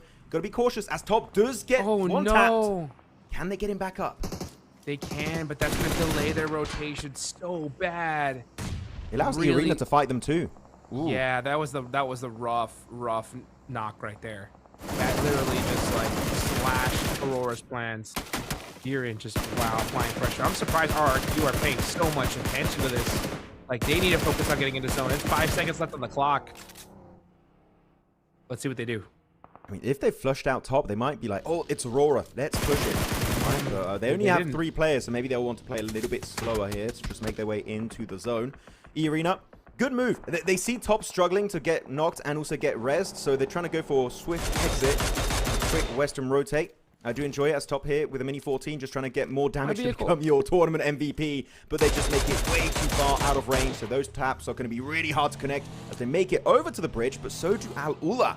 For that wide Western rotate, Aurora need to pivot now. Hot Jukes, most of the positions in the zone are taken up. Aurora has to go for a crash here to get a playable position. Yep, they're going to have to make a play. They're going to have to fight their way in, and that's honestly what they do best. But, oh, the hardest thing about that is you got to be able to even get there. So let's see if they're able to make this rotation. They're going to be going down this bridge here. Doc going to stop, going to try to get some room for his team. I like that. So Doc is going to be that counter position, and the rest of the team driving on up here. Are they going to be able to make it to this hill? No, they're not. Reefus popping out the vehicle. Oh, Schweppes, instant respect, not willing to compete against Aurora, but that's going to be Reefus knocked out. In a very hard position to get the reset here because so many teams are just looking your direction and teams also going for a bit of a wide rotation. E-Arena, Hyunbin also there for Nocturne Red Force. No place is safe to the west. Sure, it's a decent mountain, but it's not in zone. They got about a minute to play here. Otherwise, they need to push up. So Aurora, you got to be quick. Or you eliminate everyone, or you push in a zone. You just don't have many options here. You need to be quick about it. Hyunbin is right behind him. There's Nongshim Red Force. Oh, but he is going to go into the blue zone there. So Aurora doing a great job of leapfrogging. This is a very difficult game, but they are executing it the best they possibly can. Or pretty much anybody can right there. Having Doc on the back line, applying pressure. Oh, what'd you see? This is terrible. Look at that. Aurora almost out. RRQ down to single player. Nongshim Red Force just one player. The big teams at the very top that are looking to make their way into the Smash Zone, Hodrix, is just not panning out as Hyunbin gets top. What a play as a solo, dipping right into the water, hoping to dodge those incoming bullets. Ziol Doc, though, can they redeem as a duo as E-Arena leapfrog their position? But again, many teams look in their direction. I feel like surviving here is going to be tough. Quick is going to be in that shed, not playable position. Where are they going to send it? Just trying to find a way into this next zone. They do end up in this next circle. The next one will pop right now as well. So let's see where they decide to go here. They're going to be passing up sitting, but it does look like they are able to make it to safety. For now, we'll see if that's going to be rewarded with Circle 5. Actually, goes hard to the western edge, so that shed of Quick was going to be in the zone. I'm sure they wish they went for that position instead, away from all these teams. But Tiamba, any elimination secured on E-Arena is going to get them one step closer to that Smash Zone. They're hoping for it, as Quick now going to get a straight-up huge defense play onto Schweppes. As QZ just going to try and third party from a distance. But Al-Ula, the dream is still not dead. 81 points. If you can make it a little bit further, get some placement points, who knows what the MENA team can do. 32 players remaining. This zone has just been so brutal. Okay, now Quick in trouble. Joker up close and personal, getting peppered, but Quick, never mind, shuts that down and getting another elimination for his squad. Maybe Aurora are happy they didn't crash it. Right. Because Quick is, again, he's clutching it up every single game, it feels like. Never underestimate Quick. Otherwise, he will make sure you remember his name. Doc, as you could see in the elimination feed, he just got taken out, and so do the entirety of Aurora. They remain on 106 points. That's a 0-point match for Aurora Hot Jukes. They couldn't afford when all the teams below them are so close to that Smash Zone. Unreal. Now Tianba, 0 points so far, but they have all 4 up, and they have the north side. So you could just see them poised, ready to go, and finally start getting active here. As all like the mid upper teams have been eliminated. There's just all the squads with 4 up are going to be pretty much at the bottom of the leaderboards minus Tianba. But this zone has just been so chaotic. It makes sense why everybody is so damaged just trying to get into this next one. Little boy, yeah, just trying to snake it out for his team on the south side. And there's Tianba. Let's see how they're able to make things happen here against Thunder Talk. Oh, did I see an MG3 there for Tiamba? I feel like I did. Oh my goodness. Of course, makes sense. They drop in Yasnaya Polyana. They get 1, maybe 2 loot trucks. meaning they could get some airdrop weapons, so that weapon could really make the difference here up against Thunder Talk, that not willing to take that smoke realistically. They got the vehicles here, thinking what their next move is going to be. They do have a few options, maybe crashing on the garage of S2G or even cube compound of LGD. But Tiamba also looking at the western side of the circle, really good off angle from Eagle, just getting a bit of insight, making sure they don't get surrounded by maybe all gamers or Fury as they cross the bridge side. So Tiamba, just again, their map awareness is just top tier, playing fully around their information. But here, as Thunder Talk get closer, maybe it would be a good time for Eagle to regroup to take this fight in a 4v3. So quiet right now. And that's because it's only stage 5, but this zone was so chaotic that we lost so many teams. So now everybody just waiting for this next circle. Nobody trying to get into a crazy engagement. They do not want to get third partied. Lauren's in, gets taken out to the play zone there. And Influence Rage. Oh, yeah, getting beat up as they try to hit this shoreline. S2G doing a great job at gatekeeping them. This next zone is going to go ahead and pop. And it goes up to the north there. And Lil Boy eliminated. That's Influence Rage out. Basically a non-game, also no placement points. But now we do get to top 8, meaning placement points will be going the way of all of these teams. And Tiamba, you know what? Because they get at least 1 placement point, that means they need at least 4 more total points that can get in eliminations, in placement points. It does not matter. And actually, when it comes to the center of the circle, Tiamba do have priority. It's going to be QZ that's holding a really solid rock here on the front line. The only real threat to their position would be Thunder Talk. I'm going to say it right now, Hardtrix, I believe if Thunder Talk get eliminated, Tiamba making the smash zone, because that's the only real threat to their game here on Erangel. Sitting, constantly scouting ahead with his vehicle, trying to get a bit more insight. And actually putting their focus onto S2G. So I feel like this fight, if it happens fully, that might be the win headed the way of Tiamba. AJ getting some nice impressive shots, but then you're going to see S2G push on up, but AJ shuts them down. We're seeing some other teammates, though. Yeah, look at that. LGD actually stealing some of those eliminations. And then here comes Sitting, roaring on over to his squad. But is it too late? And it looks like it's going to be. That's Thunder Talk out of there. Yeah, LGD, good third party here from this compound. Up to 8 eliminations. Makes sense. I mentioned it literally on like circle 2 or 3. That compound is just an absolute godsend if you can play there the entirety of the match. So, well done execution-wise. S2G, Thunder Talk, pretty much out of the entirety of this match. Not going to get much done. But up the top of the rankings really is doable for RRQ. If they can keep snaking their way in here for GenForce, it would be massive. But, of course, looking at the circle, they have to push in the water. The LGD, they're looking at every bush, every rock and tree to make sure no stragglers can survive. But Tiamba, he got himself 1 placement point. Actually, that's going to be 2 placement points now with that 1 extra elimination. I think Tiamba, it's done. I feel like unless a massive throw happens, Tiamba will reach 116 points this game. Yeah, they're looking just so rock solid here. They kept everybody up, and now they're starting to put some eliminations on the board. RRQ not able to go for the triple win, as they only have 1 player up left, but everybody's just so hurt. Just trying to get into this end zone here. Beautya, gotta have to make a play. Maple's got that nade. Airburst is good. Catches Silence and even peppers up Chief. But he's got a nade of his own. Oh, he cancels it. Thought he had it. Now Maple going for the shots, and that is Beautya gone. Yeah, good play there. Chief still able to survive for quite a long period of time, but it's not going to be the win up against All Gamers. All Gamers finally showing signs of life on these finals games. So making it now to the lower bridge section. That's going to allow them to get a good transition point. And realistically, the big 3 teams you've got to pay attention to in this game is going to be All Gamers, LGD, and Tiamba. It's going to be a 3-way finals for the Chinese teams in this game. The circle, the next shift, you still got 2 more shifts here. Circle 7 and 8. As GenForce made it to the water, which I really did not expect, Hot Jukes. And this could actually allow them to push just ahead of Aurora. Pretty much already happened because he is making in top 4. They're going to get placement points. If he can actually get to top 2, whew, RQ could be really back in a position where they can take the trophy away from Aurora and Tiamba. GenForce, just a straight snake in the water. But yeah, good luck here now. The zone going up north. Tiamba looking ready for this one. This looks like a chicken dinner in the books here for the team on top of the leaderboards. This could be the game that secures their championship here. Let's see what they could do, as they are looking locked at this point to be able to at least reach into that smash zone. But even then, even if we don't see a smash finish, these points are so critical, as all the teams at the South are going to have to battle it out. Yeah, there's no way Tiamba loses this, right? I mean, normally, I said that about D plus Kia early on Rondo, and they lost it, so you really never know. It depends on who pulls the trigger first.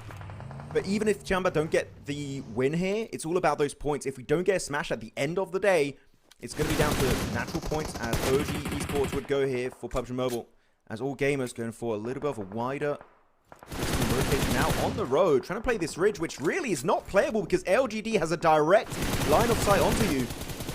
Yeah, of course, your car is going to get absolutely wrecked to smithereens. All gamers here, I feel like, kind of gave up on a potential win, because that position, completely unplayable, especially headed into Circle 8. And we hadn't talked about All Gamers a lot. This could have been a good one for them here. If they win this one somehow, that'll actually put them, it should actually put them in a really good position to try to make it happen. But now with those nades, LGD pressuring them, it's not looking good. Unfortunately, it does make sense. LGD, they know your cars are in no working condition. They're getting nade range. Actually, a lot of those nades that's barely good. miss out on Flower. That's a good one. Is it going to get the double? It puts Flower and Maple extremely low. But look at Tiamba from a distance trying to get the nade. Can they steal it? They get one onto Flower H. It's down to Maple on All Gamers. Can he get the reset on his teammate? I don't think so, as QZ just wants to become the MVP. The nade comes out. It's an air bust, but it does not connect. Just a little too overcooked, but it's LGD going to get the last of that one and put some points on the board. But Tiamba, oh wait, no, Tiamba got it? What's going on here? This is crazy. You got Tiamba with 113. Gen Foss peeking out, but just a little bit too late. The blue zone doing the damage. And now it's LGD versus Tiamba.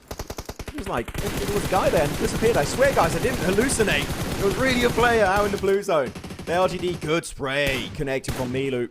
I mean, yeah, look at the circle. There is no way LGD can bring this one back in the smoke. A few more one-taps coming out. A little burst, making sure he cannot exit that wizard tower.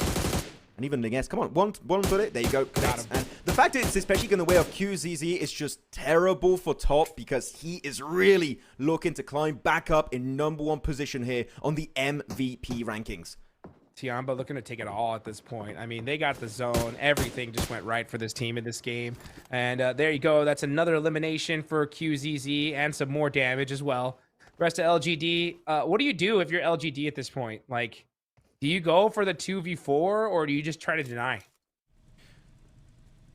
I feel like you just try and crash a rock of a solo player, maybe on QZZ. Actually, you just send it there and try and play off the back of it, because it is stage 8, so they don't have a lot of time to work with. But this would be the best play, sending on one player, trying to overwhelm with your 2 players, and then hopefully get casualties, which is what they're going to be doing. It's Mau Mau on the front line, leaving Apple behind. Not the way I was expecting it to go down, but he does get a bit more of extra elevation. But as you can see on the minimap, he still is not in the play zone, and like Tiamba, they're comfortably here in that playable area. Well, here comes the utility usage. Mau Mau might not even get an opportunity to hit those shots. All it takes is one nade to do it, and they are trying to hunt him down. Not able to hit the mark just yet, so Eagle, you're gonna have to use that Eagle Eye here to get these last 2 eliminations. They need every single one they can get. Now Tiamba in the vehicle, gonna start making some moves here. As a triple, cannot afford to get blasted out. Here comes the MG3 though. They do end up getting there in time. That's one player done. One more left to go. Wide out in the open. Goodbye. Tiamba gets the chicken dinner and have reached the smash zone. It's a double MG3 elimination to wrap it up. I'm loving it out here, but as you said, Tiamba indeed will lock in their position as the first squad to go in the smash zone. And now, if they get a single chicken dinner during the rest of today's games, they will be crowned your Macau Invitational champions, taking away the flame from Weibo. And you can see, ecstatic after that win. But you know what? The fact that they got that win now, can they do it back-to-back? Because back-to-back wins, we saw it's hard. RQ did it. Can Tiamba make it happen on the second Durango? Oh, man. All it takes is one more, guys. If Tiamba win any game here on out, this tournament is over. They are your PUBG Mobile Macau Invitational 2026 Grand Finals champions. And we will see them lift the trophy, and whoever's below them gets second place. And after that game, Aurora going out early, I believe second place could be RRQ. We'll see. Or we're not sure who will be in second place, but it's going to be pretty dang close. But what a way to start things off here. I love that I said, attention, a team has passed the Smash Zone, 116 points, and it is Tiamba. Red alert throughout the arena. They are the team, the one threat that everyone needs to take down.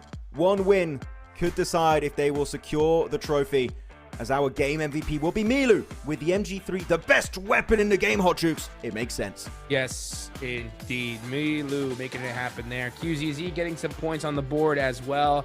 That's going to make things interesting when it comes to the entire tournament MVP conversation. But yeah, Tiamba played it very, very carefully. You know, they were holding that northern position. They got a beautiful zone shift in their direction, and then it was just easy dubs after that. So, man, we're going to have to go into this next Erangel and just see what happens. I think at this point, Max, if you're any other team in the lobby, you see Tiamba starting to get some momentum, I think you have to go out of your way to make sure you take the squad out. I mean, Yasnaya Pollyanna definitely could happen, even if you just want to camp out the outskirts of the city. It's definitely a doable plan if you want to commit to it as you go through the highlights. But I'm going to say, even if Tiamba don't end up winning because of some mishaps in the next few games, for me, their PMWC slot is just locked in. There's too big of a gap between themselves and the other Chinese teams here. Again, they want to be in top 2, and I feel like after that win, especially, they're going to remain in top 2. But if I don't see them making it to PMWC, I would be genuinely surprised and also upset, because this is a team from China that I feel like could maybe win PMWC with the level of gameplay we've witnessed from these 4 players the entirety of PMMI. Right, you are here. As we look at Furia getting taken out by All Gamers. All Gamers had a really big opportunity to put themselves in contention, and unfortunately just weren't able to make it happen. Great nade usage there from the side of LGD. LGD making a little bit of noise, but just a little bit too little, too late at this point in the stage. Look at QZZ. He was like, no, I need those points. No! I need to be top. Please, give me the points. I was really hungry for those extra eliminations. I definitely do get it because, yeah, of course you want to be MVP, right? You want to try and take that spot away from Federalis, from Bigatron as we look at this game. It's a low elimination game, right? But if you're Tiamba, you must feel so bad, because if they got enough points in a previous rondo, this would be it. That would have been 2 games and game over. Tiamba would be your champions right now, but the rondo was just cut short for them, and they couldn't reach 116, so you got to do it again. You got 1 chicken dinner. It's not going to be enough. You need to get a second one here out of these potential 6 games. Yep, that's what it's going to take here as we look at the match rankings here. LGD ending up on top, okay, with 17 points, 11 eliminations. Great game from them. But, oh, wow, look at that. Top 4, all China here in the final day. It's definitely not like that on the leaderboards. Yeah. Most of these guys are towards the bottom, except for LGD, of course. Sorry, Tiamba, which is going to be the exception, getting 16 points. But All Gamers, Thunder Talk, and LGD make sense, especially for LGD, playing their compound next to the bridge. I always say it, if you are in that position and the circle favors that compound, if you get less than 10 eliminations, I'm going to say you threw the match. So LGD finally showing up a little bit here, showing some signs of life. Are they going to continue that kind of push forward to maybe catch up to the likes of Cham at the very top and maybe make their way at PMWC? Definitely their work is cut out for them, but there is a chance LGD could be making it, but they need to go absolutely ham here on the next few games, depending on how many we have again, because we just don't know at this point in time. No, we do not. As we take a look here at the overall rankings, Tiamba in the Smash Zone. One more game. We got to keep saying it here because they are the biggest threat without a doubt. RRQ moving up to second place with 111 points. And Aurora, man, Aurora just not having the start they were hoping for. I mean, really, when you look at the Rondo, getting chased down by BTR makes sense. It's always Indonesian teams chasing down Aurora on Rondo, by the way. It was boom in PMGO Season 1. Now it was the side of BTR. Maybe it's the new Falak versus Rosemary drama. It's Indonesia up against Aurora. Maybe we'll have to keep an eye out for that. Though Nocturne Red Force only a 1-pointer. Quite unfortunate after their massive 16-pointer on Rondo. Teams definitely slowing down. And I feel like it's to the point of the tournament, Hodrix, where teams are already feeling the pressure and doing pretty big mistakes that should not be happening at this stage of the tournament. So teams are going to be kicking themselves after missing out on potential big games at that point. Yeah, that's what it's all about here, man. I mean, What a way to start things off. It's so crazy to see here, right? Will Aurora make that comeback? Will we see one of these other teams do something special? But now you have Tianba with just one game. They could end this tournament here. So it's been a great start here. And now we look at the elimination leaders. Yeah, QZZ just moving up little by little here, 32-28. I think with this game, he is now definitely your top contender for MVP. It really also was interesting because last game it was a 2 elimination difference, if I'm not mistaken, between QZZ and Top, and now it's been increased to 4. So Top, he's got to catch up, man. These last 2 games, if you want to become MVP. Actually, you know what? I'm going to say I don't want Top to be MVP. Reason why, every time Top becomes MVP, they barely miss out on the trophy. So I feel like Top, you got to decide. Champions or MVP, you can't have both. At least historically speaking, he could not get both. As Top will be number 1 in terms of overall damage. Again, makes sense playing with the Mini 14. And he got some big shots while he was on Everest. So really impactful. But QZZ, it's about, what, an 800 damage difference here? That's literally one good game from this guy. He could easily jump back up as he will be now number 1. It keeps changing. It's back and forth. It's all Top in number 1, all QZZ in number 1. It's going to keep changing until the very last match, I feel like. Yep, literally. I agree 100%. And I think that, top damage definitely does matter. But, eliminations carry their weight in their own. And QZZ just keeps getting them every single game. But you know what? I will say, what's going to happen if the zone decides to go south? We will see as we get ready for the next Erangel match. Don't go anywhere, guys. We're going to be right back.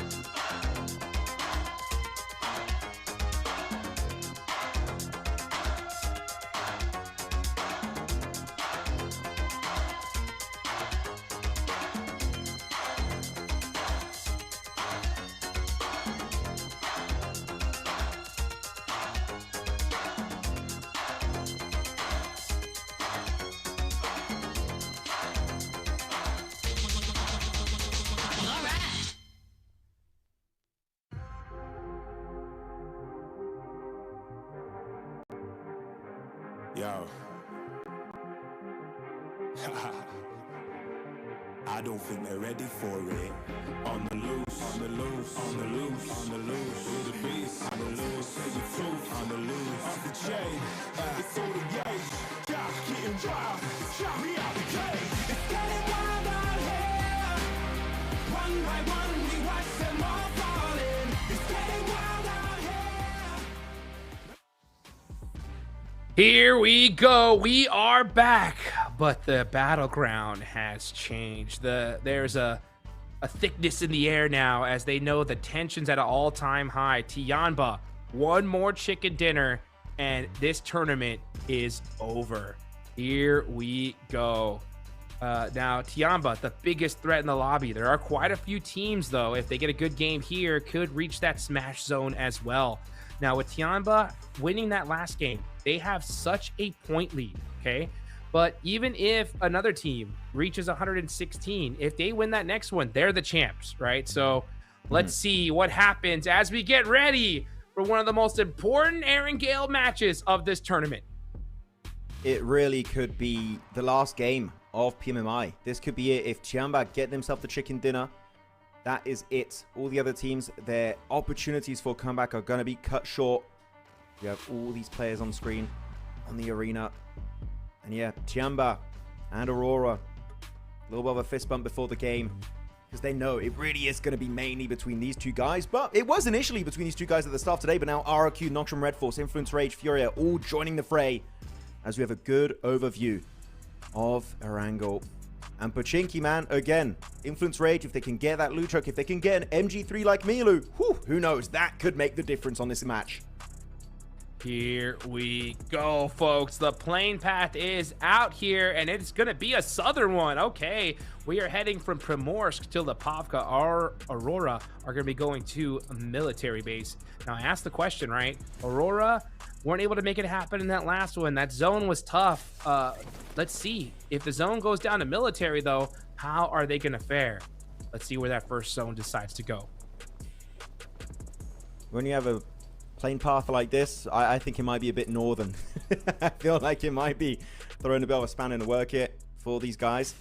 As Weibo actually, look at Weibo on the minimap. They didn't send it to Primorsk. They actually sent it to Quarry right onto, here's that LGD. Okay. Maybe trying to take away a contender for that PMWC slot, which actually, if Weibo, if that's the game plan to fight LGD to make it to Paris, that is a very, very strong idea. As we have Phase 1 Circle, Hodrux, it's not northern, it's actually somewhat kind to most of these teams, as it's a very eastern Phase 1 Circle that just popped.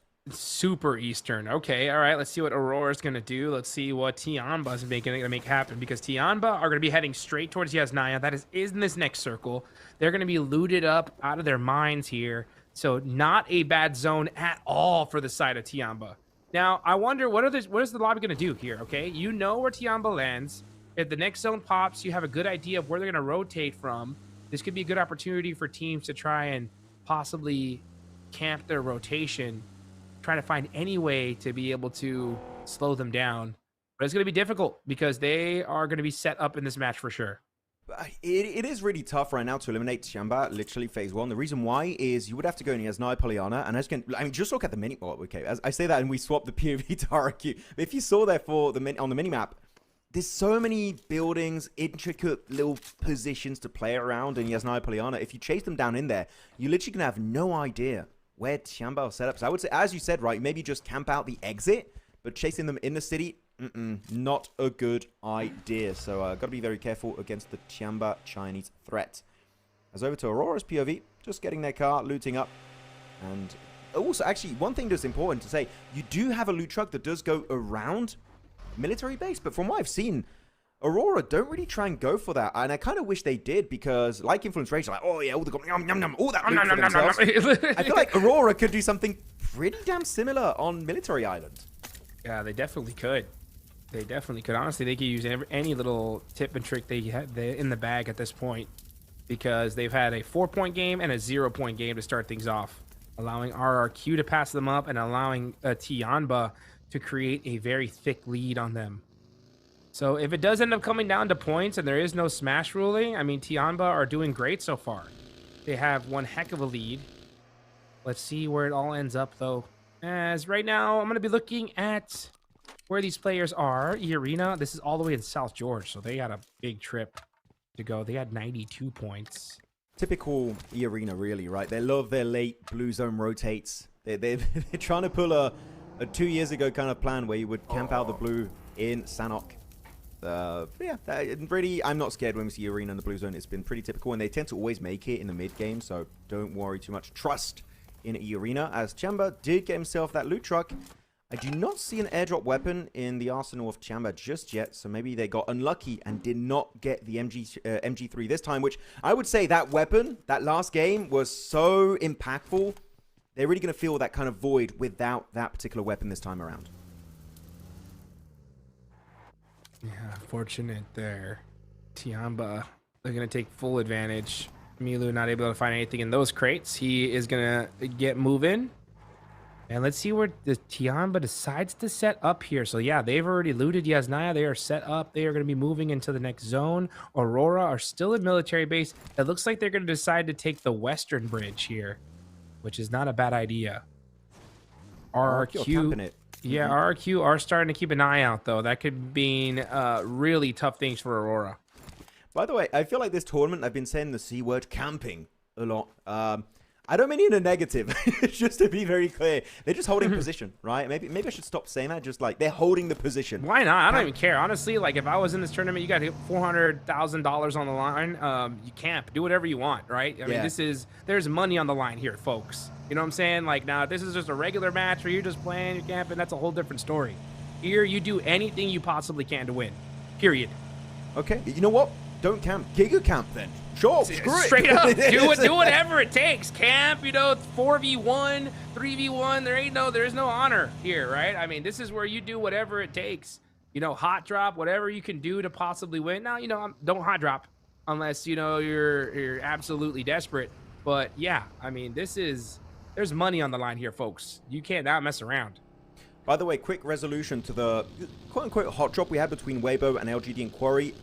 Weibo went for the quick southern rotate. I feel like they saw they couldn't catch any of the members of LGD off guard, so they went straight back into Primorsk to initiate their looting stage.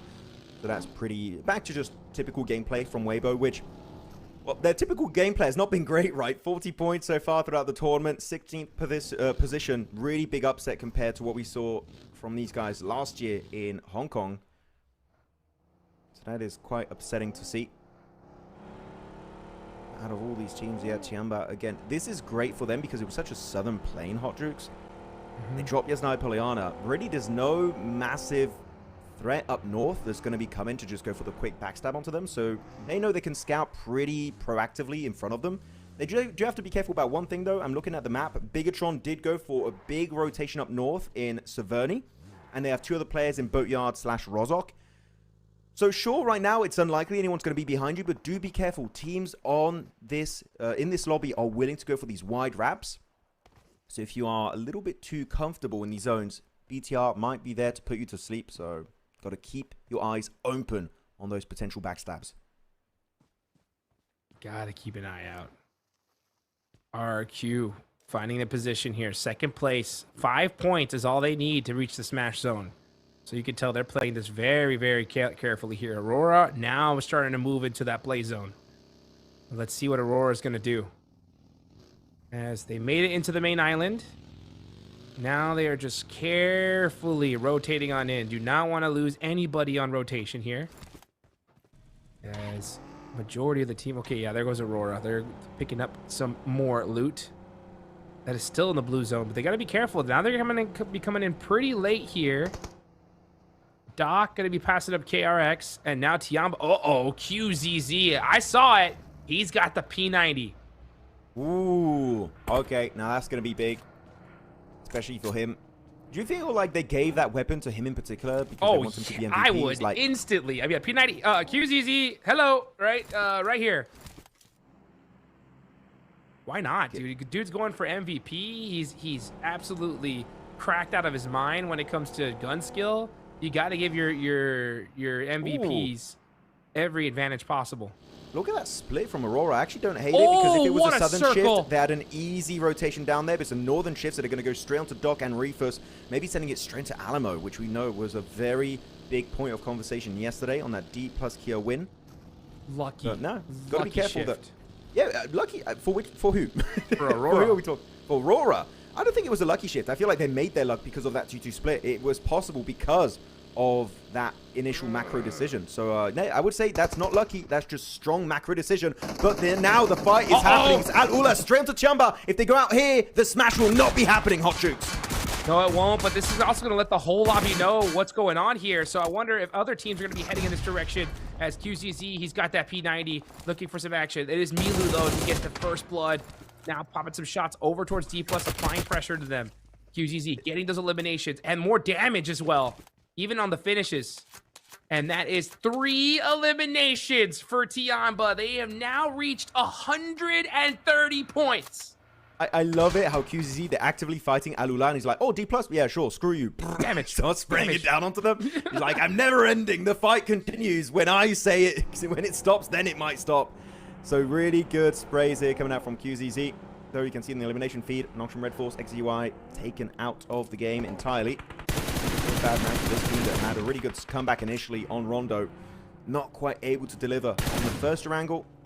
And here, it is not the start they were hoping for. As Aurora do indeed, as I thought, get Alamo thanks to that initial 2-2 split rotation on the western edge. Yeah. And it's a strong spot. It's really hard to breach because it's very open all around it. So if a team decides to commit to this breach, you'll see them from a mile away. And if the sprays are accurate, maybe that could get them up there and finally secure the 10 points they need.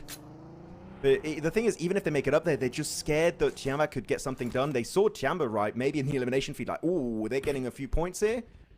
It's getting a bit risky here if you want to win it out. So Aurora need to be very cautious about what their next move will be on the battlegrounds. They do have Alamo. Alamo, like you mentioned, strong position. The only weak to that hill right behind it, but there's nobody even near them right now, so they don't even got to worry about that. Meanwhile, I'm looking at this position here. We have one team out already, so Alula are completely thirsted.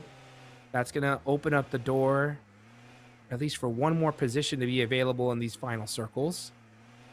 But it is stage 2, so it's still very, very early here. Look at Tiamba.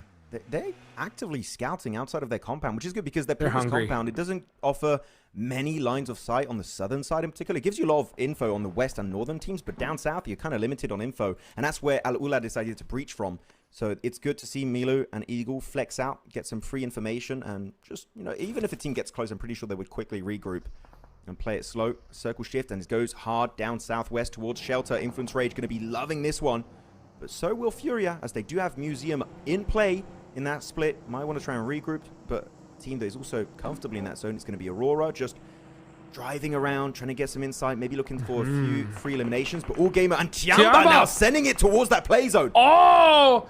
Milu, though, getting knocked by Chips and Thirsted, so Tiamba are going to lose a player here. Tiamba are on the move. This is all the way towards Shelter. Are they going to be able to make it happen here? But meanwhile, Influence Rage and All Gamers are fighting it out. It's a battle in Shelter, and Tiamba are very, very close to this. This is the issue. In a lobby of this caliber, so many teams have the same idea at the same time, and Tiamba, as you said, do lose a player, but luckily enough, they do find one little hidden spot in Shelter. They're going to park up one car, nice and safely, just to keep their late game rotation potential up there. At least 3 players. I mean, 3 players when it's still in the cards for them. But the main issue, and we talked about this when it comes to Shelter, when you have to leave, if a team has a line of sight onto you, you're so predictable because literally, you can see here, there's only one way for them to leave Shelter, which could be an issue later on. Yeah, but you got your vehicles protected. It is such a strong position, especially with this being so late in the circle here. Tiamba are going to be in a great position to get some placement points, most likely, if the zone especially heads in that direction. Meanwhile, we got RRQ battling it out with LGD. LGD going on the offensive. Narpeko not able to get that nade off. RRQ, again, only need 5 points to reach the smash zone. They could get quite a few of them here, but it's going to be up to the rest of the team as Narpeko is gone. Oh, never mind. I think they're taking off. Yep, yeah, it's not worth it. They're just going to leave them. Yep. Just leave. I do respect the idea of RRQ. They wanted to set up the defense, but they were just split up between so many different buildings, and LGD just pushing up together. Great synergy, by the way, from LGD, which is surprising to see them in 13th. But that is exactly how you get rid of that solo player on the Peko. And now they see RRQ just quickly shift away from the compound. You know what? It's free real estate. They just set up shop here as a 4-man. RRQ going to go for the insanely OP dip instead. Godly position. The main threat is going to be those northern teams. But you know what? With the vehicles in a decent angle here, it could keep them safe for the time being. And they just need a few more points, right? 5 points, and RRQ are up to 116. They will be joining Tiamba in the smash zone. They need to get these points right here, right now, if they want to have a chance to be crowned your champions. Yes, Aurora ended up getting 1 elimination. So now they are slowly putting some points on the board. There's Doc with 1. And they need a few more in order to reach that smash zone as well. Nongshim Red Force down to 3, Influence Rage down to 2, and Furia. Will this be the game for Furia to finally roar back? Well, let's see. As Jimmy from Thunder Talk gets knocked. And Let's see if his team is going to be able to pick it back up. Where's his next zone going to go, though? That's the question. Is it going to be a shelter circle? It just might be. We see on the No, main it's map not. here, it is going to be going down south on the roadside, west of shelter. So all these teams in shelter, really, you got to start thinking about how you're going to do that exit outside of shelter, which is going to be incredibly tricky. On the talk, Jing also going to be flushed out of the match. Influence Rage over there, S2G, Tiamba, and all gamers all kind of locked in here. But Tiamba aching down below, and I feel like that's a good idea from Tiamba, which is even if QZZ and Eagle get eliminated, they got one player just hiding to get maybe a few salvage points. I don't hate it. I feel like it's a good idea to make sure you at least get some points out of this match. That's why Shelter's so strong. Like, if the zone ended up in this direction, they would have been just so super set up. And even though it didn't, they're still in this next circle. So they have 2 vehicles completely protected. They're using this UAS that's blown up as extra coverage, so QZZ can try and hunt down some extra damage. And yeah, still a ton of ammunition. Tiamba's looking very, very good here. You know, it's not blown as up far yet, as by the way. So I would even recommend blow it up yourself. Maybe pop the wheels and just get rid of it. But unless they want to actually allow their cars to move out later on, so they might actually need to move it a little bit if they want to go for that later rotation. Though E-Arena, always so willing to commit to fights. They've got 95 points. Could be making a bit of a jump in top 5. And Zyol, good respectful play, not willing to commit to it. But E-Arena, they want to chase it down. They love going for these engages. They're one of the most aggressive teams in this lobby, Hot Jukes. And doesn't matter who it is. Aurora, RQ, Tiamba, doesn't matter. They will push you if they have the advantage. Hey, great driving, though, on the side of Aurora to be able to get out of there safely. And now Refis is going to be putting some shots onto Joker and just making things more difficult for E-Arena, as the rest of Aurora are going to be trying to join their squad, and they should be able to get there safely. Man, Joel, he was zigging and zagging to get to safety, and he was able to. Fortunate enough for him. But you have Doc there on the other side, just keeping a nice little off angle to try and apply pressure against E-Arena so they don't make the push up onto that building. And Schweppes down to 1 HP is going to be able to get to safety for now. I would say be careful, though, because LGD's just behind Aurora. They're so split. I'm not going to lie, not a big fan. I would like to see a little bit of a tighter split. Even just a 2-2 would make me a little bit more hopeful. Uh-oh. As Doc is pushing forward. No docketing, please. As his vehicle now going up in smokes, maybe flames very soon. But your main threat here for your Aurora is going to be E-Arena. Got to be careful with potential LGD third party. That could be also a bit of an issue. Here they come. How is Aurora going to be able to defend this here? They don't have the angles to get those shots onto E-Arena, except for top. But man, E-Arena are playing this so differently. They're spreading out, and Aurora are like, okay, are you coming? Are you not? What are you doing? Are we fighting? This is a bit scary if you're an Aurora fan, because this building is very nadeable. Got a few windows, you can very easily chuck even just a Molotov or grenade in, and you can easily get some damage dealt to the Mongolian team. Though circle about to shift, that's going to be D plus Kia taken out of the equation entirely by S2G. That's going to be a really good push. Tiamba, though, still waiting inside shelter, Aching still underground, and they are still in this game. Hot Jukes gonna be in the play zone, meaning they can still create a little bit of a healthier lead for themselves as a 3-man team. But these northwestern squads in particular are going to be in the hot seat. Aurora need to move up and do something of significance if they want to be relevant in this game. Hey, speaking of significant, Furia now starting to make some moves. They now have 107 points. They're in 4th place, so they are creeping up to the top. They have tied with Aurora, so do not count them out yet. Tiamba, obviously the biggest threat, still in this circle. They win this game, tournament's over.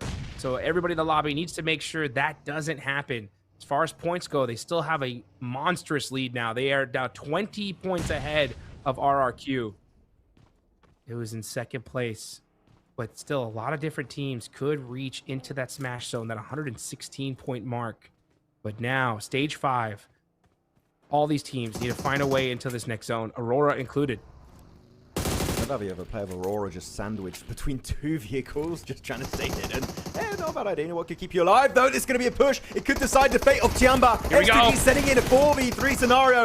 And so far, QZZ is going to be out. It's down to Eagle. Can he save the day? Going back into the depth of shelter. Instantly chucking a few pieces of utility as he goes back down below.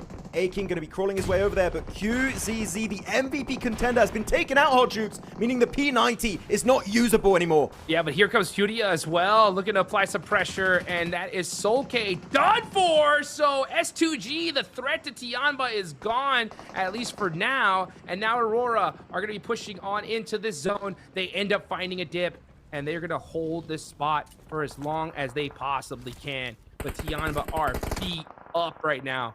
They're going to try to get that res, they do, but now with that nade, oh, that does pepper up Eagle, but it's so difficult to get these knocks on these players inside a shelter. Just wait. I mean, really, if Influence Rage was to get eliminated, they can make their way to the other exit of shelter, so they could actually get something out of this match. Don't count Tianba out just yet. There's still an opportunity at redemption. But Furia, yeah, with that 3-1 split, I'm loving the engage here, but that utility of Eagles looking pretty strong now on their own nades coming on through. And Silence, the entire Furia don't want to push down in shelter itself. I feel like they kind of don't have an option. It's or you leave Tianba alone or you chase them down, because Tianba do not want to take that fight whatsoever. They really want to play it slow. Tianba's going for the win here. That's what they want. They want that chicken dinner. It's not looking like it's going to be likely. So right now, just, hey, you know what? Put some more points on the board. You have a massive lead that you will definitely take. A-King just making sure there's nobody hiding here in shelter. And nobody is. But let's see what happens here. Is Tianba on the hunt? Uh-oh, the other side of Fury, they know, like, oh, you coming this way? Come on down. Yeah, you could see Tianba, a few alarms ringing in their head. Just, oh, they've seen that buggy, they've seen the crates, like, oh, something happened over here, we just don't know what. And they go straight as Influence Rage leave the opening of shelter. What a rotation from Tianba. And now actually do get a bit of a backstab angle onto Influence Rage, but they go straight back into shelter themselves. It's a whack-a-mole game happening here on the eastern location as A-King drops down into the blue. It's fine, it's still resable. They got 40 seconds to work with. Don't worry, Tianba will still be up as a 2-man. But it's getting incredibly scary in this match because you still have so many top teams alive. You got RRQ, Furia now overtaking Aurora. Aurora still got a full squad. And even E-Arena could do something in this game up on their western position. But they need to push up very soon. Aurora finally getting a favorable zone shift here. So in a great spot in this next circle when it comes to position-wise. But they do not have a lot of coverage at all. So they're going to have to make that work with their vehicles.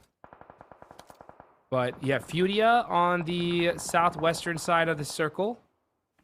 They're a big threat as well. But Tianba are going to have the points here. Weibo making the rotation. Aurora trying to get some eliminations. Oh, pushing on to RRQ. RRQ need to defend this. Fearing gets knocked. Where's the rest of the team? Genfos gets one. That was so quick. What? Okay, you blink and you missed it. That's it. Weibo fully eliminated. RRQ, good defense. Lepar, Genforce remaining. Trying to get Theorem back up, but KRX, they're going for the angle. And they're pushing up in the weak spot of OP Dip. Right in nade range for TRE. As QXE going for a little bit of a surround play. But E-Arena could also look at fourth party, realistically. This skirmish. As the nades doing some big damage. Lepar taken out. It's down to Theorem as a solo. And the buggy squishes him. That is it. End of the game for them. The smash zone will not be reached. 2 points away for RRQ. They are going to be kicking themselves after that fight. Oh, so close, too. And I think that KRX, they're at the bottom of the leaderboard. So they're like, hey, RRQ's getting eliminations. We got to stop them. Let's go ahead and make it happen. And they did. Yeah, exactly. Nothing to lose. Might as well send it on that position. But Tianba, now I feel like they might be at the end of their rope. That rotation away when teams are set up beautifully, such as KRX, Aurora, even E-Arena to the west. The Tianba dream of a win here, I would say it's pretty much down the toilet as A-King Eagle try to send it. A-King put low, knocked out. It's down to Eagle. And as he just stays hidden behind his 2-seater, he's in nade range. Lorenzin's got 2, but he does find Fitter. Oh, Eagle, how does he make it happen? As Lorenzen will get the spray, and that's it. Tianba fully eliminated here from match number 3. Tianba are gone, but there are quite a few teams that can still make it into the smash zone. Furia right there. Aurora. Long-term Red Force with 2. Trey, though, from KRX applying the pressure. Now with Tianba in 8th place. Look at this. 7th through 3rd are still alive here. Who is going to win this match? Let's find out. Aurora need 8 points if they want to make it to the smash. Furia need an extra 6 to Furia is going to be the big focal point here as Aurora. Their position was playable, but now that teams can actually play this ridge line, one nade and it's going to be game over. It's out there. And Aurora get taken on out. The Smash Zone again will not be headed their way. Mongolia eliminated. 6 teams now remain. It's all about Furia. Can Furia make it happen right now? KRX are just making some noise now. I mean, this is what happens. You got nothing to lose. You just got to put it all on the line. And now they're finally starting to play the game that they should have been playing in the first 2 days. But now, Benny going to be rotating on over. And QXDZ with the run over onto Lorenzen. That is Influence Rage out. And now the placement points are in effect. Furia, you know, they counting. They're like, we just need those placement points, a few more eliminations. Not even a win. They don't even need the win. And they will still make it over 116 points. Which, again, as a reminder, is the point threshold here for the Smash ruling to take effect. But Furia, oh, so many vehicles. All 4. Fully functional here, so they could use it as TRE just get some big damage onto Mormon. And the entirety of E-Arena, so E-Arena, their Western rotate going to be cut short. And LGD also suffering a very similar fate where those nades are doing so much work in these very small locations. The sprays are never ending, but Nongshim just can't get it done. And by the way, Nongshim, we kind of forgot about them this match, Hot Troops, but they are looking in a very strong position. A decent finish here. They could be overtaking Influence Rage and Aurora in one fell swoop. Let's see what happens. They have 2 up. They have a Shack and a Dream. That nade looks good. Oh, that would hurt. Igor gonna have to back up a little bit, but now here come the nades from Furia as So Easy gets knocked. Hyunbin now in the Shack. And Ayala thread the needle. Oh, that Molly. Oh, I thought it was inside, but it was just outside the building. But yeah, Hyunbin is in big trouble. He's throwing out all those smokes so they can't get that nade in there. Silence goes down. All it takes is one, though. One nade to thread the needle into the Shack. Doesn't do it. Hyunbin still alive here, refusing to go down. The nades just can't be threaded through that needle. The window being smoked up, that's literally just keeping Nongshim Red Force alive. That smoke is the difference between them going out and surviving. But you know what? Will be a nade, but actually it's not Furia. Furia don't get it. They really wanted those eliminations, but it's denied by the other South Korean team. It's KRX up to 14 eliminations. Wait a minute, going massively hard in this game. Can they make it out from the bottom of the rankings and reach a position where, who knows, they can actually make it on the podium? Would be a comeback of the century here as Furia just want these last few remaining points, but they are getting peppered from all over the place, and KRX is just hard focused on them. Meanwhile, you got E-Arena on the other side. All they need is some more placement points, or at least a second place if Furia wants to do it just with placement alone. But man, KRX looking unstoppable. They have the lay of the land here. This is out of the zone though, so this deadly angle is going to be gone.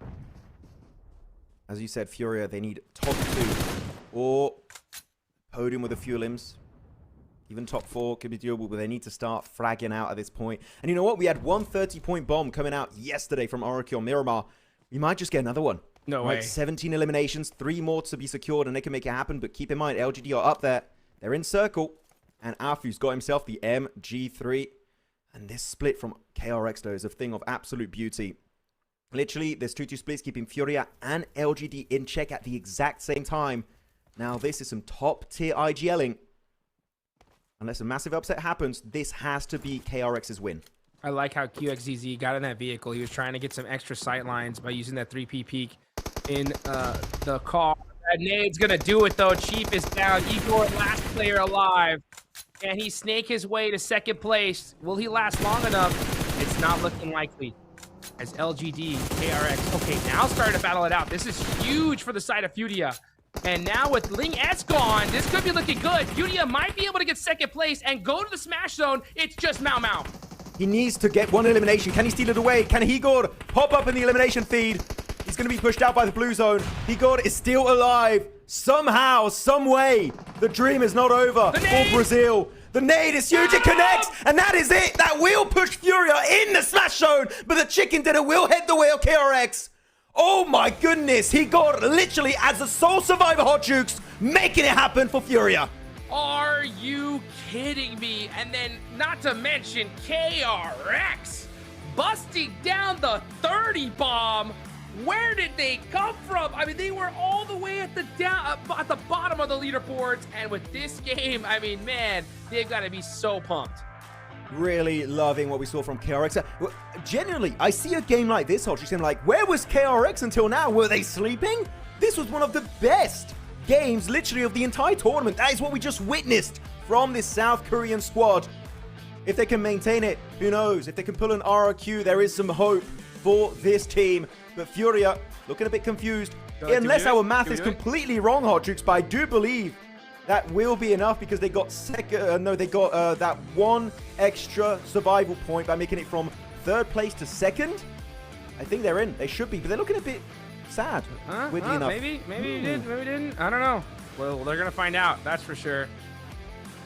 Oh man, Igor, keep that elbow safe, brother. You know what I'm saying? You gotta make sure, yeah, that you are making it happen. There's the coach, Coach Knight, a legend in the biz. It's just yeah, you can see the round of applause there. He's like, you guys did it, able to hold down Igor, making it happen, and now you can see it here, folks. Another team as actually, never mind. It's KRX winning the game. Good job. Yeah, I mean, we have to talk about okay. QXZ is going to be taking it home with almost 1.4k damage, 12 eliminations. Oh my goodness. And the fact that he got 12 eliminations, Hot Jukes, and his team contribution is only 32%, clearly shows that everyone they just popped off. Crazy, dude. Loving it. KRX going absolutely crazy, as you say, Hot Jukes. Really happy with their performance. And just before this game, I want to check it out. Just before this match, KRX were actually standing. Let me scroll down a little bit here. KRX were in 14th position with 63 points. They got half of their total points pretty much in one single match, Hot Jukes. What just happened? What's going on, dude? What is going on? I mean, we've seen it happen before where a team at the bottom, they're like, all right, we got nothing to lose. Let's go crazy, right? But not that crazy. KRX, especially to go that crazy in this game. We still got 3 more to go, potentially. So with KRX busting down a 30 bomb here, man, that put them in the show. It really, really did. I mean, if they're able to do it again, I mean, good luck with that, right? But if they do, man, who knows what can happen. I was seeing a lot of people early in chat during the break saying, oh, Chamba were gifted the circle. That was an easy win last game. Not this one. Not this one. They had one of the toughest transitions to execute, leaving the eastern coastal side and making it straight to the zone. So definitely had their work cut out for them. Not an easy win, as we did see also Aurora there for a few seconds. It was a good position until teams can actually play the ridgeline, and then those nades instantly eliminate the entirety of the lineup. As there you have it. It is not a 30-point bomb, Hodrix. It is a 32-point bomb, outdoing the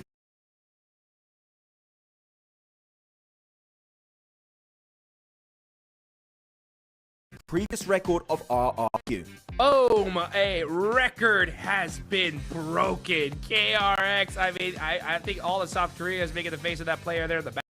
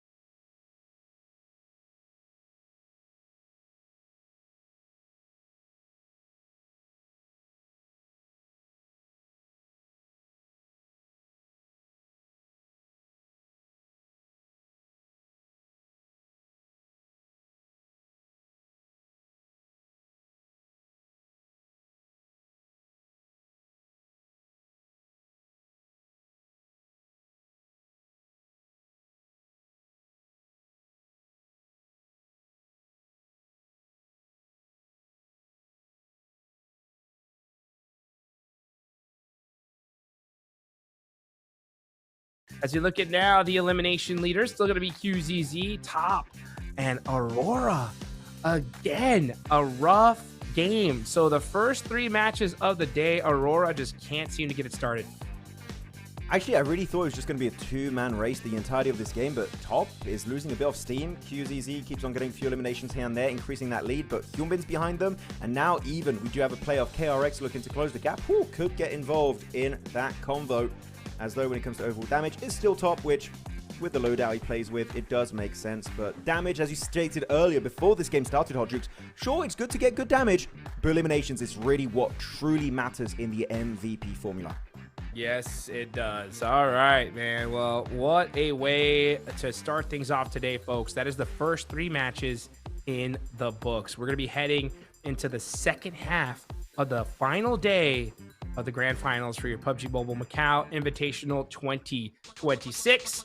Guys, get your drinks, get your popcorn ready. There is a massive show. This all could be done with just one more match.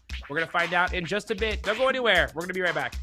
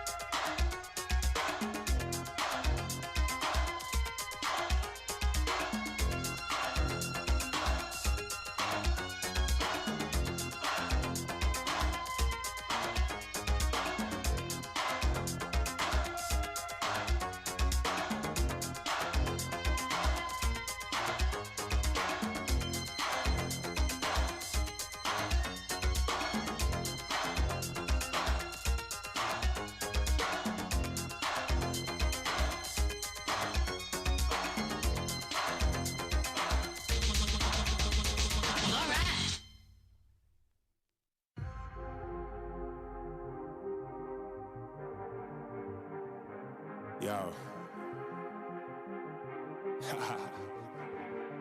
I don't think they're ready for it. On the loose, on the loose, on the loose, on the loose. With the beast, on the loose, say the truth, on the loose. Off the chain, it's all the gauge. Yeah, getting wild, shot me out the cage. It's getting wild out here. One by one, we watch them all falling. It's getting wild out here. But I'ma be the last one standing. You can't stop what's begun. You can't stop a revolution. Come in, come in. It's getting wild out here.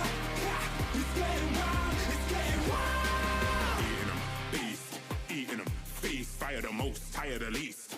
See them admitting defeat, and they so useless. I'm so ruthless. New phone, who this? Give no reply to excuses.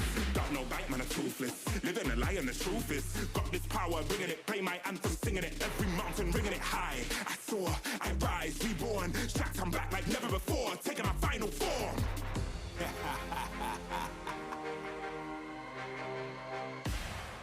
Yo, it's getting wild out here.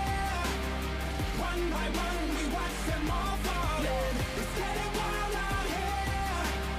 But I'ma be the last one standing. You can't stop what's begun. You can't stop a revolution. It's coming, coming. It's getting wild out here. Yeah, it's getting wild. It's getting wild. waiting on an evolution. Yo. Come in, yeah. If you wanna come and get some, yo. Nothing we can't overcome. Running, so as we rise with the sun, yo. We will arise and become stunning. Watch for the revolution. You can't stop what's begun. It's coming. Wait. It's coming. Wait. It's coming. Just you wait. Yo. It's getting wild out here. One by one we watch them all falling. It's getting wild out here. And I'm a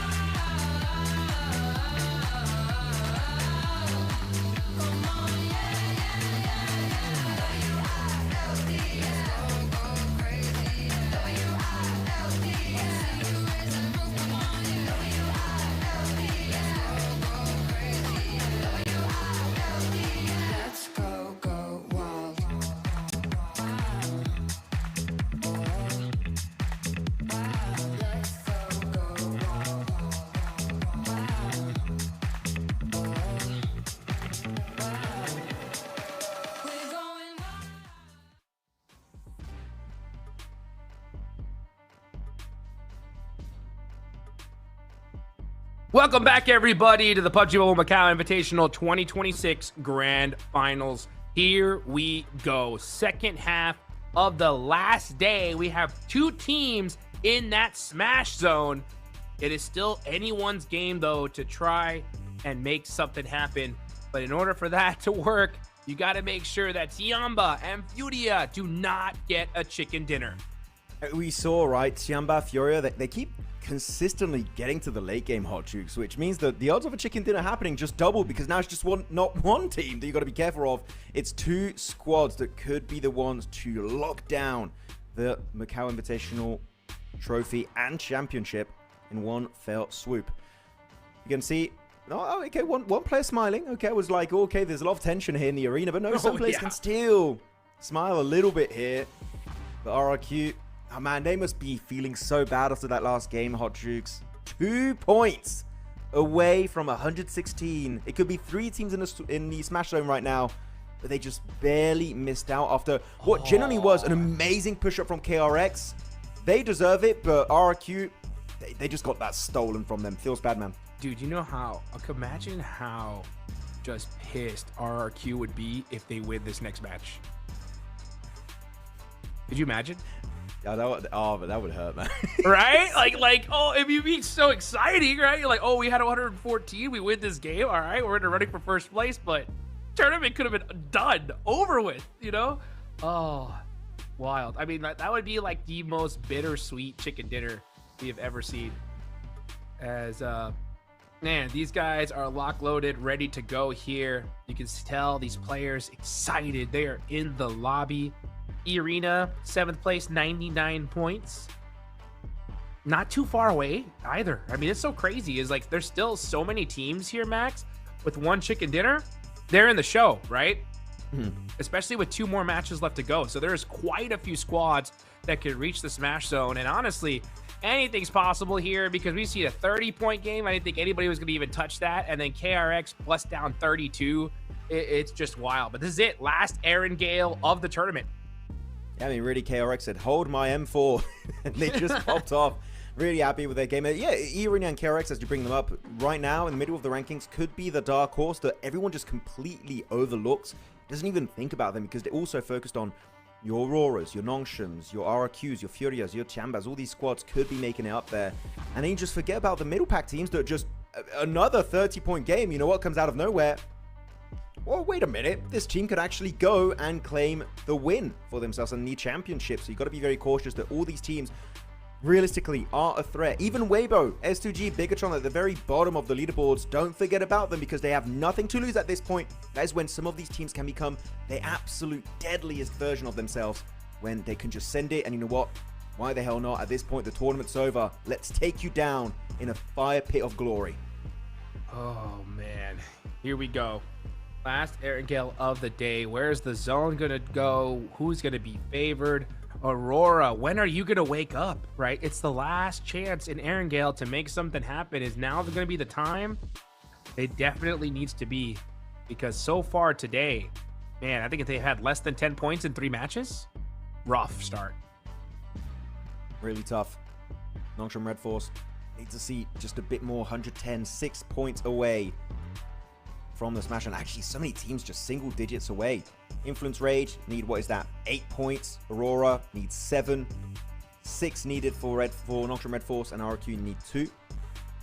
Because it's getting so close, we could have more than one team getting a Smash in this time, but again, only if Furia and Tiamba fumble the chicken dinner on match number 4. Well, let's see. Match number 4. It's about to happen. We are going to Aaron Gale for the last time in the PUBG Mobile Macau Invitational 2026 Grand Finals. Now's the time to make it happen. Make your dreams come true right here, right now. Tiamba, Furia, looking for the win. And if one of those teams win, this tournament is all over. It's going to be up to all the rest of these teams to try and hold them back. But here it is, Aaron Gale. Last time we're going to see it here, Maxman. And players are already hopping out the plane. Ooh, and we got a northern plane path. So Aurora are going to be heading to their second legendary drop of Severny. But LGD used to go there also sometimes, so it seems like we're going to have an Aurora hot drop. Oh, this is bad. This is really bad for actually the two teams, but especially for Aurora. But they're very stubborn. That is the big issue about this team, Hot Jukes. So even losing a single player would really hinder their opportunity to make it up there. If they're going to win it, it needs to be flawless. As though, looking at the other teams, RQ, very safe in Zaki. But yeah, as you can see on the left side of your screen, the hot drop is committed to... I did not expect it, and it's a military island, Aurora. Oh, okay, that feels bad for them. I feel genuinely bad. My heart aches for Mongolia. Oh, man. I mean, worst case scenario. But let's see what Aurora could do. Can they make something happen? They got the gun skill, that's for sure. But they're going to have to put it to work. Here comes Yol. He's got the over-under shotgun, looking for some angles. Not able to find something just yet. So Aurora backing off. Honestly, when you see a zone like this, it's time to move back. But Reefus opens it up as he gets the thirst onto Mau Mau. Huge elimination for Aurora. Yeah, massive. Now they're going to be tied up with Nongshim Red Force. They need 6 more eliminations. If they get 3 more, they're already pretty much halfway there for what they had to achieve this game. And Mau Mau is a very important player to take down. Reason why, he's always the off-angle player trying to surprise you and take you down really quickly. So the fact that Mau Mau, out of all the other players of LGD, gets eliminated, that is a huge advantage secured by Aurora. But now they've got no threat behind them, meaning they're just going to be pushing building by building. The only issue for Aurora is, and we see it happen quite a bit, Hodrix, in the past, they push one by one, and that happens for Zjol. He's knocked. The flush has yet to happen. It might still not be over, but these solo pushes, it's really what's hindering their chances. Nice nade there from top, putting some damage on Afu. Doc trying to get there. They're starting to throw some smokes out. They want to get their whole entire team up. Reefus is isolated, though, and Doc getting peppered. That is going to make things very, very tough on the side of Aurora. They're going to have to make something happen, though. Can they keep their whole team alive? That's going to be the question. Right now, it's not looking too good. Top needs to make a play. Ooh, barely makes it into the building safely. That's a great nade from Doc. Ling is S down to 1 HP. Reefus is going to have to make something happen with that Uzi. Yeah, also, we did hear for a few seconds there, Lelouch truck has long gone from this drop location, Severny. As Doc will try and get a reset on Zjol, so that's going to be then back up, but Reefus here getting surrounded, getting pushed up in the 1v1 by Tian, and he's fully out. No way for him to come back this game. No recall tower, as now it's going to be down to an even Steven fight. The nade is big, but the wall, oh yeah, the door just tanks it. Tian will have some really good mobility, able to dodge that incoming utility damage. Aurora, you can see, using up all the meds. That was actually the final piece of medicine available for top. He's just going to be using that energy drink. LGD looking to retreat, maybe maximize their loot slightly, as they are mainly down to a tier 1 helmet, tier 1 vest, so any big damage they take is going to be taken pretty much down to 100%. This is cooked. This is cooked. But I mean, they're fully surrounded. There's no escape for Aurora. You can't cross the road, or otherwise Afu's got an angle on you. You have to commit. And if they're eliminated, Nongshim Red Force, Influence Rage, E-Arena, even KRX could push Aurora for the very first time outside of the top 5. Yeah, this is just the worst. And you know what? Who knows that this fight is happening? It's RRQ. They can come over here and just make chaos for both these teams. But honestly, this is just a terrible fight in general. I think that once they realized, or once they saw the play zone, both these teams should have just said, all right, guys, we got to leave. Because we can't fight this. This is taking way too dang long. Half the lobby is already in military. You have a long way to go. And for LGD, it's a dumb fight in general, considering that if you want to make a chance of trying to make it in the top, you need a 20, 30-point game, and this is not how you're going to get it, right? In general. I mean, they're trying. I don't think it's that bad of an idea for LGD. Really. I think it's terrible. I personally. Okay. We disagree. What do you think, though? Why? I feel like, I mean, they just want to commit to it. They've already played in Severny in the past, and I feel like only big games can put LGD back in a race, and by doing a hot drop here, I feel like that is one of the opportunities you can actually start to do a push towards the middle portion of the leaderboard. So I feel it's not a team that I'm like, I instantly hate it. I'm like, if they want to commit to it, fair enough. But actually, one thing that's very important, LGD, they have so many more buildings they could loot up. So they're coming back. They're pretty much all full HP, which is not the case for Aurora. Zjol down to about 50% top. He's still not up to 100% HP, and Dog just instantly left the vicinity. It's going to be turned basically into a 3v2. Zjol's giving himself a great back angle with the JS9, swapping on over to the pump, jumping out of that window to avoid the grenade damage as Top gets fully overwhelmed, but Zjol redeems it onto Ling S. But Top, unfortunately for him, that's him, the MVP contender, fully eliminated. It's down to Afu and Tian to shut down Aurora. But RQ in the distance, you talked about it, Hot Jukes. They could be looking for that third party to get the 2 points to enter the smash zone.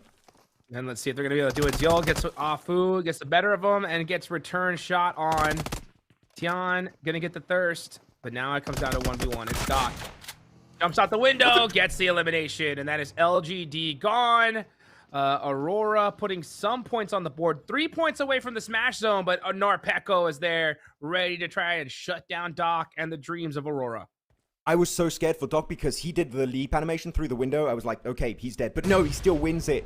Great moves from him, but now he was able to get a few bandages, but still not enough. He's solo HP, getting surrounded by the entirety of the Indonesian squad. He would need 3 eliminations solo here, which is he's not even getting remotely close to that. That's it. Aurora stuck on 113 points. They were so close to 116 at the start of today, Hot Jukes, but they just can't convert it. Fumble after fumble, and Aurora just really struggling to get anything done on Erangel. Bigatron popping on some shots onto Pedrino. Influence Rage, man. They had a big opportunity to reach into that smash zone, and it doesn't look like it's going to happen as they're now down to 1 single player. Tough start for Influence Rage. Just to tie up kind of what we're talking about, the disagreement on LGD. I do see your point, and I do agree that, yeah, if a hot drop situation to try and get a 30-point game is great, the issue is the zone, right? As soon as it went south, if you're going to do that hot drop, you have to have that fight finish within like 2 minutes. I think the second that they were holding back and just realized, okay, this fight's going to take a little while, they should have just ejected, because a hot drop like that could work, but you need to get all 4 eliminations and keep all 4 players up. But the thing is with a northern play path, you know Aurora is going north, so you're going to try that battle against Aurora. I don't know. It just, to me, there's too many X factors for to make that fight make sense. I'm going to disagree to your disagreement to my initial point, because leaving Severny when you're involved in a hot drop is really tough, because if you know Severny layout terrain-wise all around it, it's very flat. And if you try and leave, I feel like that would have been an instant chase from Aurora. So the moment you go for it, even despite that circle that goes heavily down south on Military Island, it is just a tough exit. It's kind of one of those cities that when you drop into it, you have to take the fight or you just can't survive the encounter. Unlike maybe Yasnaya, which is so big, you could easily escape. Severny, bit of a different ball game. So they just couldn't escape. And even then, RRQ, even if they did win it, RRQ kind of wanted to surround them, which they did thanks to some amazing scouting from Genfos, though. Pops, it's western side. And, you know, I'm sorry, I feel like we sound very biased for Aurora, which, no, I am a little bit. I like the team. They're pretty cool. They've won so many circles exactly like this. Yep. It hurts. It really hurts to see this, and Aurora already being out, one of the first 2 teams eliminated this game. Yeah, the stars just align against Aurora, it feels like. Yeah, really unfortunate. I think if it was another team that was like high up on the leaderboards, I think both of them would have left, because they're just like, hey, we can't afford this. But LGD being so low, I think they're just like, yeah, let's just fight this out. And it just didn't end up working out for either of these squads, as they're both done for in this game. But enough talking about that. We really got to dial in on the rest of the lobby here. We have RRQ 1 point away from Smash Zone. Nongshim Red Force very close to it as well. And of course, Furia, a team we got to have our eyes on here, because if they win this game, the tournament is over. Doesn't matter how much of a lead Tiamba has. Very you smash, big reply. You are the champs. Yeah, very big reply from Furia, though, not looking to contest that location away from KRX whatsoever. I feel like that is a great response, because all you need is a win. It can be literally a 0 elimination win, which is very hard to do, but it happens rarely. All you need is that chicken dinner. Same for Tiamba. You don't need to go aggressive in the early stage. Just take it slow. Avoid any early to mid-stage encounters, unless there's literally so much value to gain that it is actually worth it. And it'd be worth it. And then with this hovercraft, this is the best way to do it. You see a hovercraft, you shoot it down. That one is going to explode normally very soon. It is smoking, about to be lit on fire. Always the best kind of approach. See hovercraft, Hot Jukes, just blast it into oblivion, because you don't want to let that one be in functional condition. No, you do not. Looking at RRQ, RRQ moving super late in the zone. They did that camp onto Aurora, shut them out of the tournament. Looking to hopefully at least secure a top 3 finish.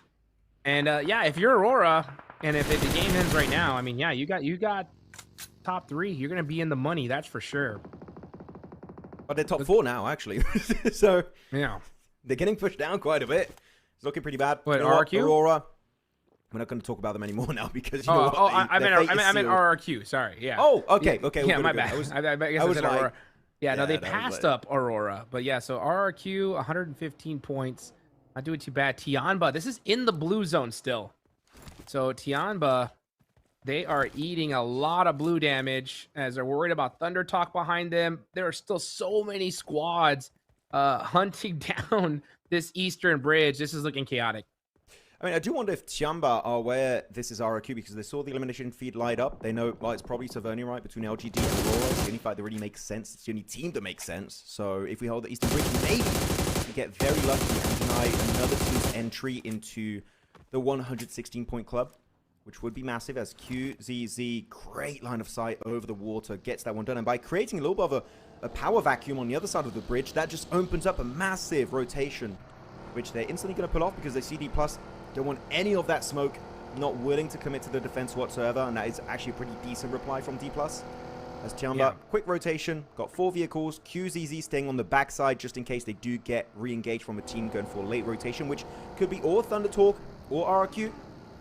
So do keep that in mind, as they do find that loot truck, which, who got that loot? I didn't see it earlier, but if it was a good weapon, who knows? That could be a team with a P90 or an MG3 in their backpack. You're going to need it, that's for sure, with this kind of circle, as we're going on over to the bridge on the west side. And all these teams are already kind of holding those positions. Tianba moving in super late, but it's still stage 3. They can afford to eat a little bit of blue zone here. But yeah, you know, when it comes to these late rotations like this, usually a lot of these top squads, they know better, right? They're like, hey, you know what? We can't afford to do an engagement in this place because we're both just going to go out. So they kind of do this little raising of the white flag, unless of course a player just is too obvious, then yeah, you got to get that elimination. But at a certain point, you got to just look at the other squad and say, guys, it's either we both don't shoot and get into this next zone, or we both get eliminated right now. And usually you want to pick the former.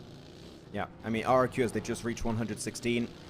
If you spot any player of Tianba and Furia, if you just see them in elimination feed, just send it. Because it doesn't matter, RRQ don't need a win at this point. All they need is to make sure Tianba and Furia don't get a chicken dinner. So hopefully they change their mindset. As Influence Rage, yep, taken out of the picture entirely. And 116, not happening for them.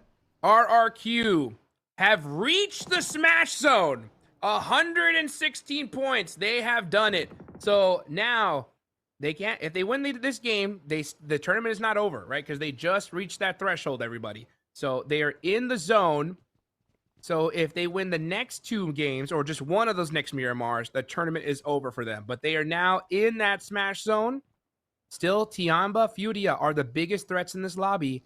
Nongshim Red Force are looking to cross that threshold. E-Arena, so many teams can make it happen as well.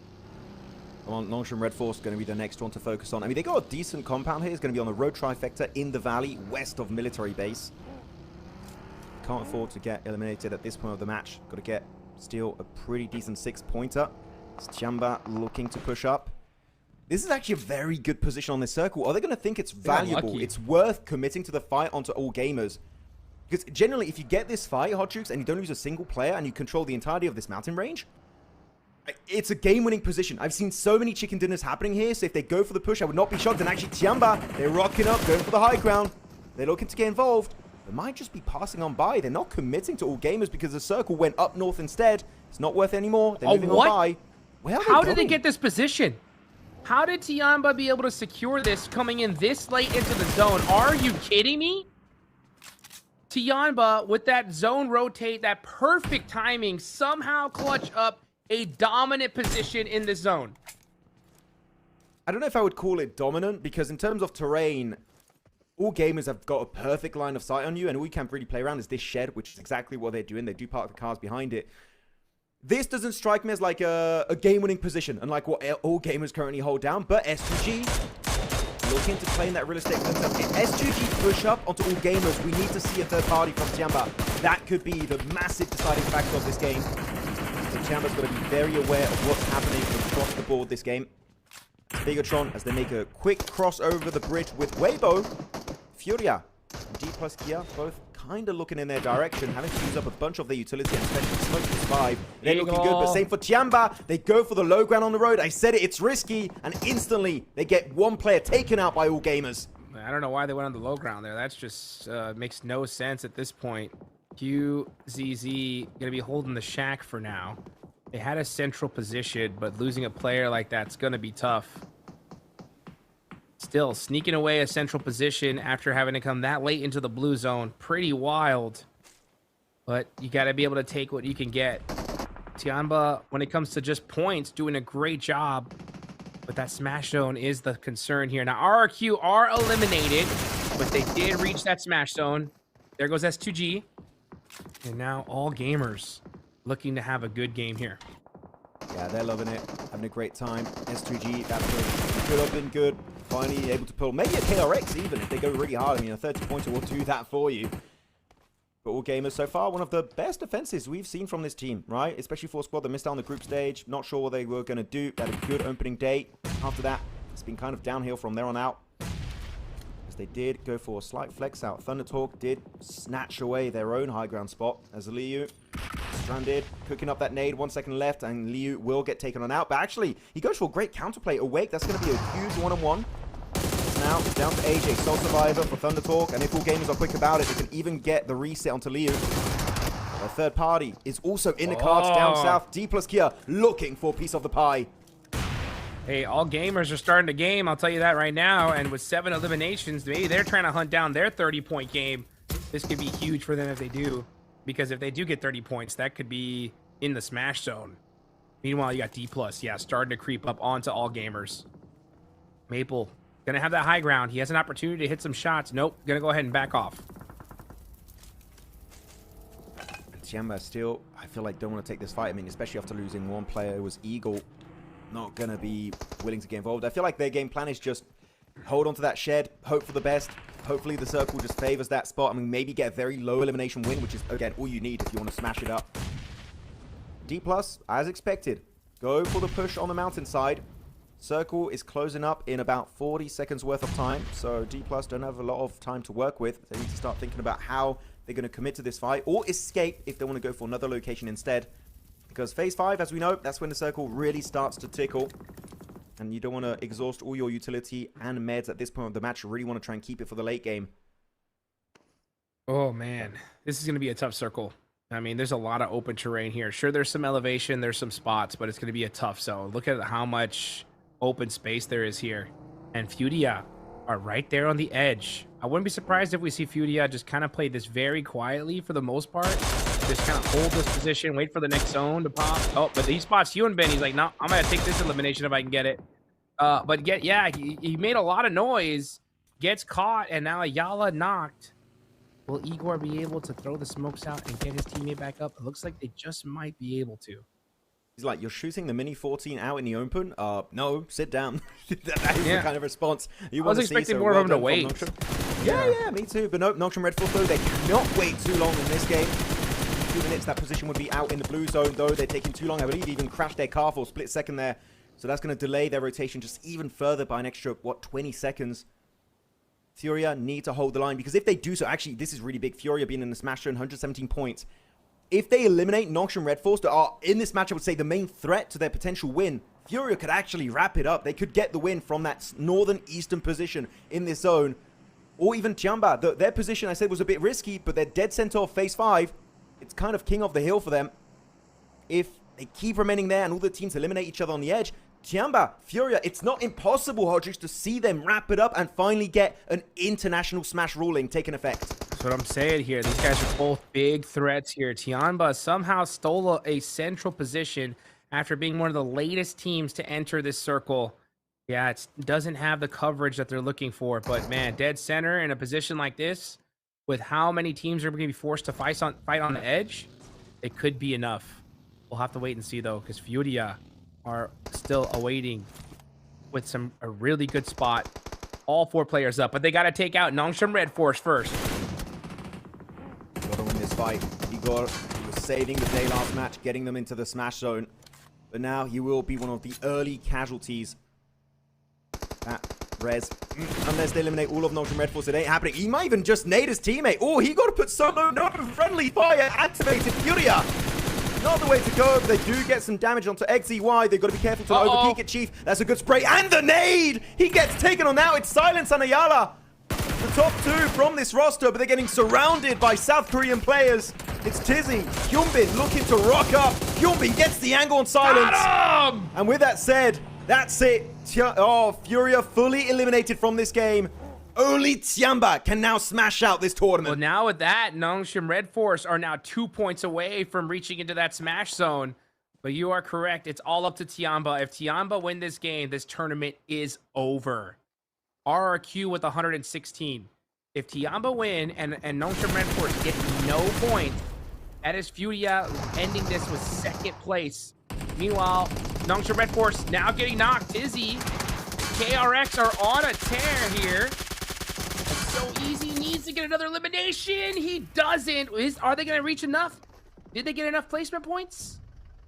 Only one. That isn't going to do it. Nongshim Red Force not able to reach that smash zone.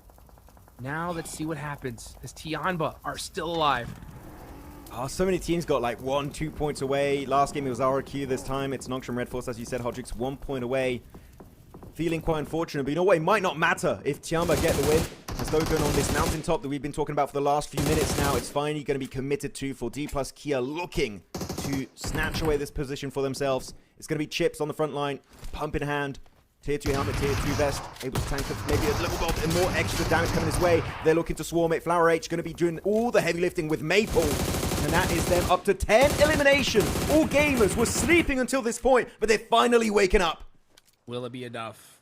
Could you imagine all gamers get a crazy second place finish and somehow push themselves all the way to the top 3? And then if Tiamba somehow win it, that is it. The leaderboards are locked.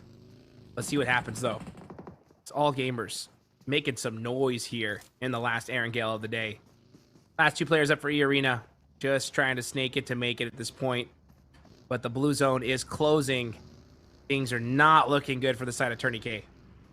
By the way, I did see for a few seconds there, Al-Ula, you can see actually on the left side of your screen, Claus has got himself a hovercraft, and an open-ended finish like this is a very important resource. Could really kind of dictate how this game is going to wrap up. So yeah, Tourney K going to be spotted, and so many players are just being thrown in his overall direction, fully overwhelmed. There's not much you could really do at that moment. Another elimination, up to 11 so far, having their best game, not only of today, but also the entire tournament for all gamers. Finally seeing some presence. Is now putting their focus onto Joker, out in the open. Gonna have a really tough time surviving this one, but this is now down to top 5, and Tiamba are still in this game as a 3-man looking to deny all gamers rotation hot shoot. If they get it, they could be going for the insane comeback and the game. Headshot, and now XCZ is knocked. He gets another heady. QZZ is adding that damage up, and with top out early, QZZ is looking really good. That rock being so supportive for him. Gonna go ahead and throw smoke now. Oh, and they gotta watch about KRX. KRX coming from behind. That is gonna be deadly for the side of Tiamba. I mean, this is an issue. You don't want to let anyone get nade range, and they are, in fact, in nade range. You want to smoke up the window from your shed. Ouch. That's a good nade. It gets a bit of damage. Forces get out of here. that car out of position, and they're instantly sending it to the west onto actually the side of Al-Ula, and all gamers. They're going aggressive while leaving QZZ behind. It's Milo and Aiken looking to take it home. And they get those 2 eliminations instantly. All gamers falling apart. But QZZ also taken away. He was in the center. He's out of the match. It's down to Aiken and Milu. As Aiken is knocked, the smash will not happen. Tiamba eliminated in top 5. Tiamba are done, but they put some placement points on the board. They have a massive lead here. The biggest threats to them are now going to be those smash rule teams. But that is it for almost all of our top squads in the lobby. But let's see what KRX can do. 100 points on the board. They have 4. They can put themselves in a great position, especially if they're able to get all the rest of the eliminations here. Come on, do it again. I mean, I feel like actually counting all the points available, it's impossible for KRX to get in. Actually, I know. If they get the chicken dinner, they get 10 points. They need 16. There's still... Wait, 1, 2, 3, 4... There's no, enough. It's not possible. No, it's not. I don't think so. No, it's not. Yeah, I counted. It was like, wait a minute. No, it's not doable. So even a chicken dinner have a 4-man. It'd be 1 short. Yeah. Yeah, just try and get as many points as possible, because if they get a huge elimination game, actually, Hot Tricks, they would overtake pretty much everyone. Maybe you also included Aurora, so this could be them finally making a massive jump from 4th position up to the podium in 2 games, Hot Tricks. What is going on for KRX? Hey, Maple's gonna go ahead and deny that point, though. He's like, you ain't taking me out. So KRX looking to finish strong here with another crazy game. Unreal. Still got the hovercraft. Claws and an MG3. Okay, well, literally you can't have better loot than what Al-Ula have. And also with the hovercraft, they are looking insane. Just put the MG3 player in that hovercraft and send it. Might work out for you. But KRX also looking to get themselves the back-to-back win. Trying to execute the RRQ game plan. Well, actually, still Bigatron as a solo up there, right? It's Axel. And because of his position, Hodgix, I feel like no one's going to really look his direction. Axel could get a second place this game. That would be good. Why not, right? Bigatron puts some points on the board. Make something happen for the Indonesian team. KRX, the big threat, though, when it comes to the leaderboards. Al-Ula and BTR are way too far away at this point. Let's see what KRX can do. Calm before the storm. 47 seconds on the clock. The zone is going to start to close. Let's see who's going to be able to win this one now. You got Al-Ula very set up. Yeah, Axel gone. That's going to be a third place finish. And Claws, wow, that hovercraft getting just straight demolished. That's fine. It's a tangible defensive setup now. You can stay right behind it. There's no real threat as Bigatron do lose their final player.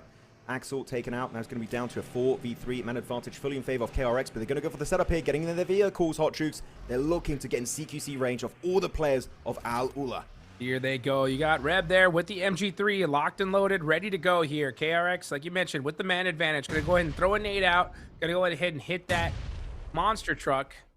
QXDZ gets peppered up just a little bit by that nade. How about that one, though? That one looks good. Oh, actually just a little too far. A little bit too high.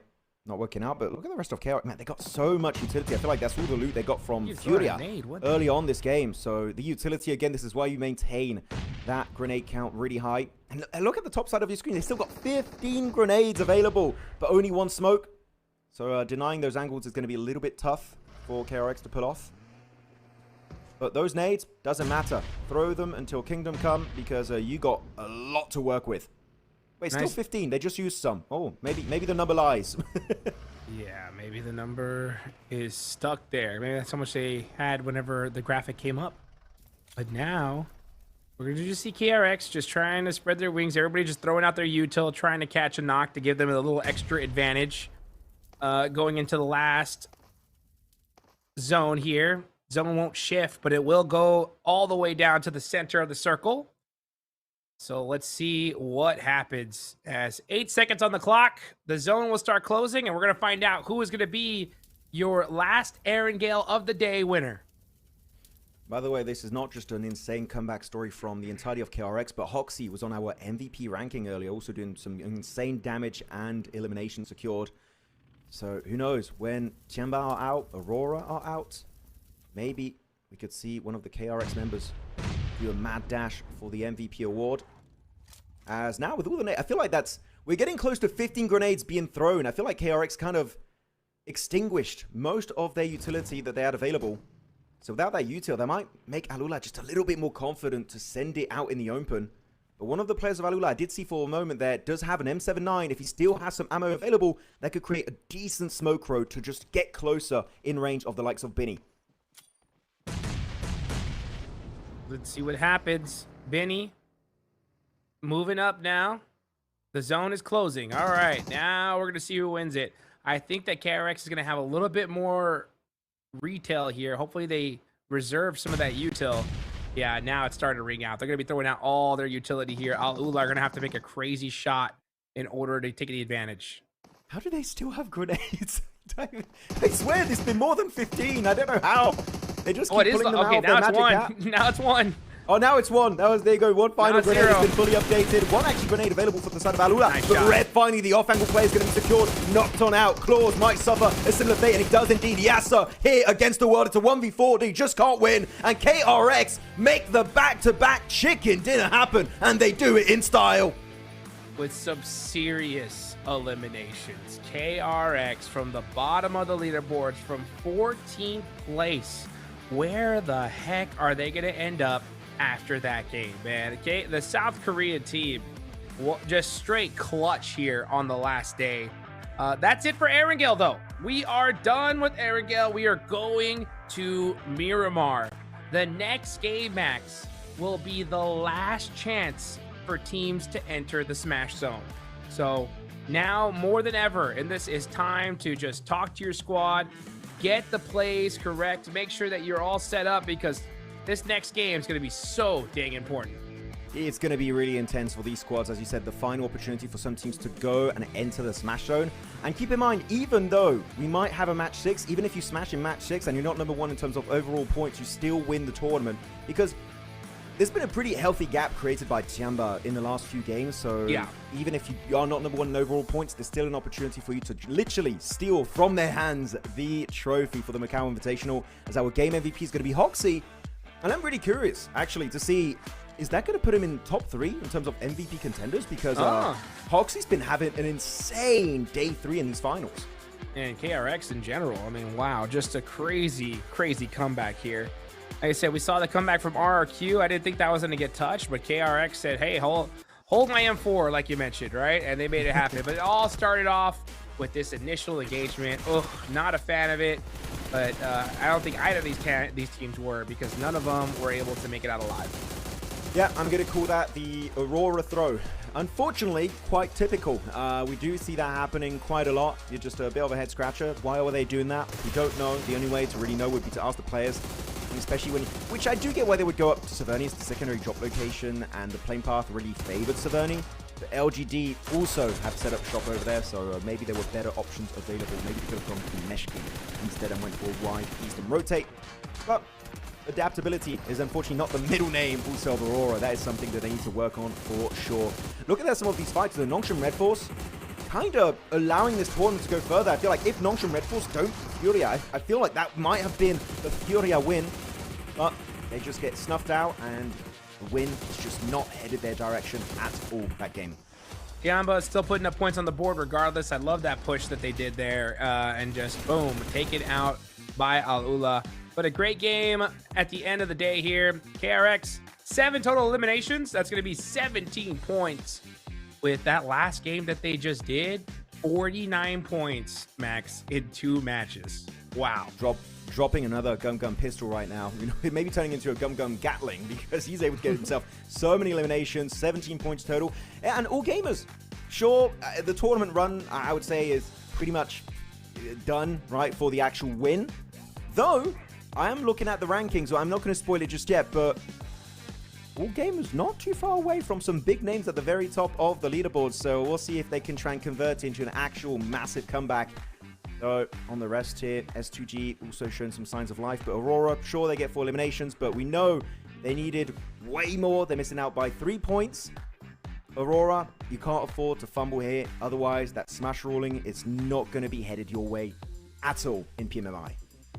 Nope, not going to happen here. Let's take a look at the second page. A lot of different names on there. One of them in particular, RRQ with 2 points. Now, everybody's like, oh, just 2? But guess what? That 2 was just enough to put them into the Smash Zone. So now we have 3 teams that could end this tournament in just 1 single match. Let's take a look at the overall rankings, though. This is where our eyes are going to have to be locked on. Tiamba, of course, on top with a major lead. So at this point, Max, I think we can confidently say, if you want to win this tournament, you're going to have to do it via Smash Rule, because Tiamba have a massive point gap here. And there's 3 teams that can do it, Furia and RRQ. Looking at the bottom of the leaderboards, though, Max, like you mentioned, all gamers there with 104. Yeah, generally 12 points. They're up there with the likes of Nongshim Red Force, RRQ, Furia, and Tiamba. So got to keep an eye out for the boys from China as your PL Spring champions.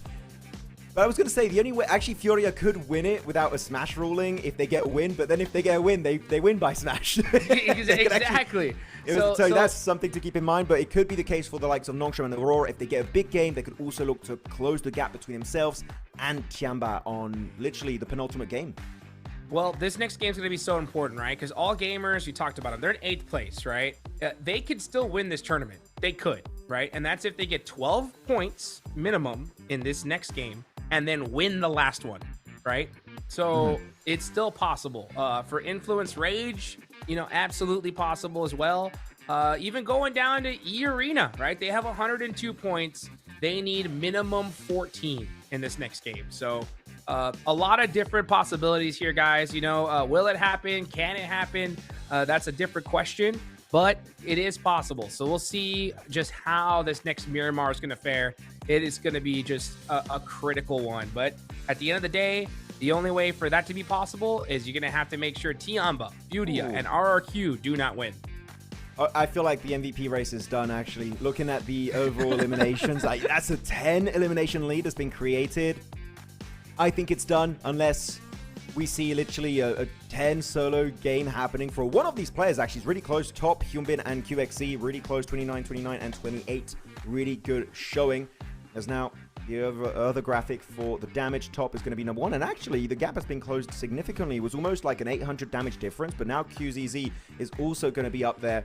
Just literally only double-digit damage points away from Top. So that's pretty huge. Lorenzen's there. And then Flower H, for the very first time of the tournament, Hot Jukes, is going to be in the top 4 damage dealers with 6,197 total damage.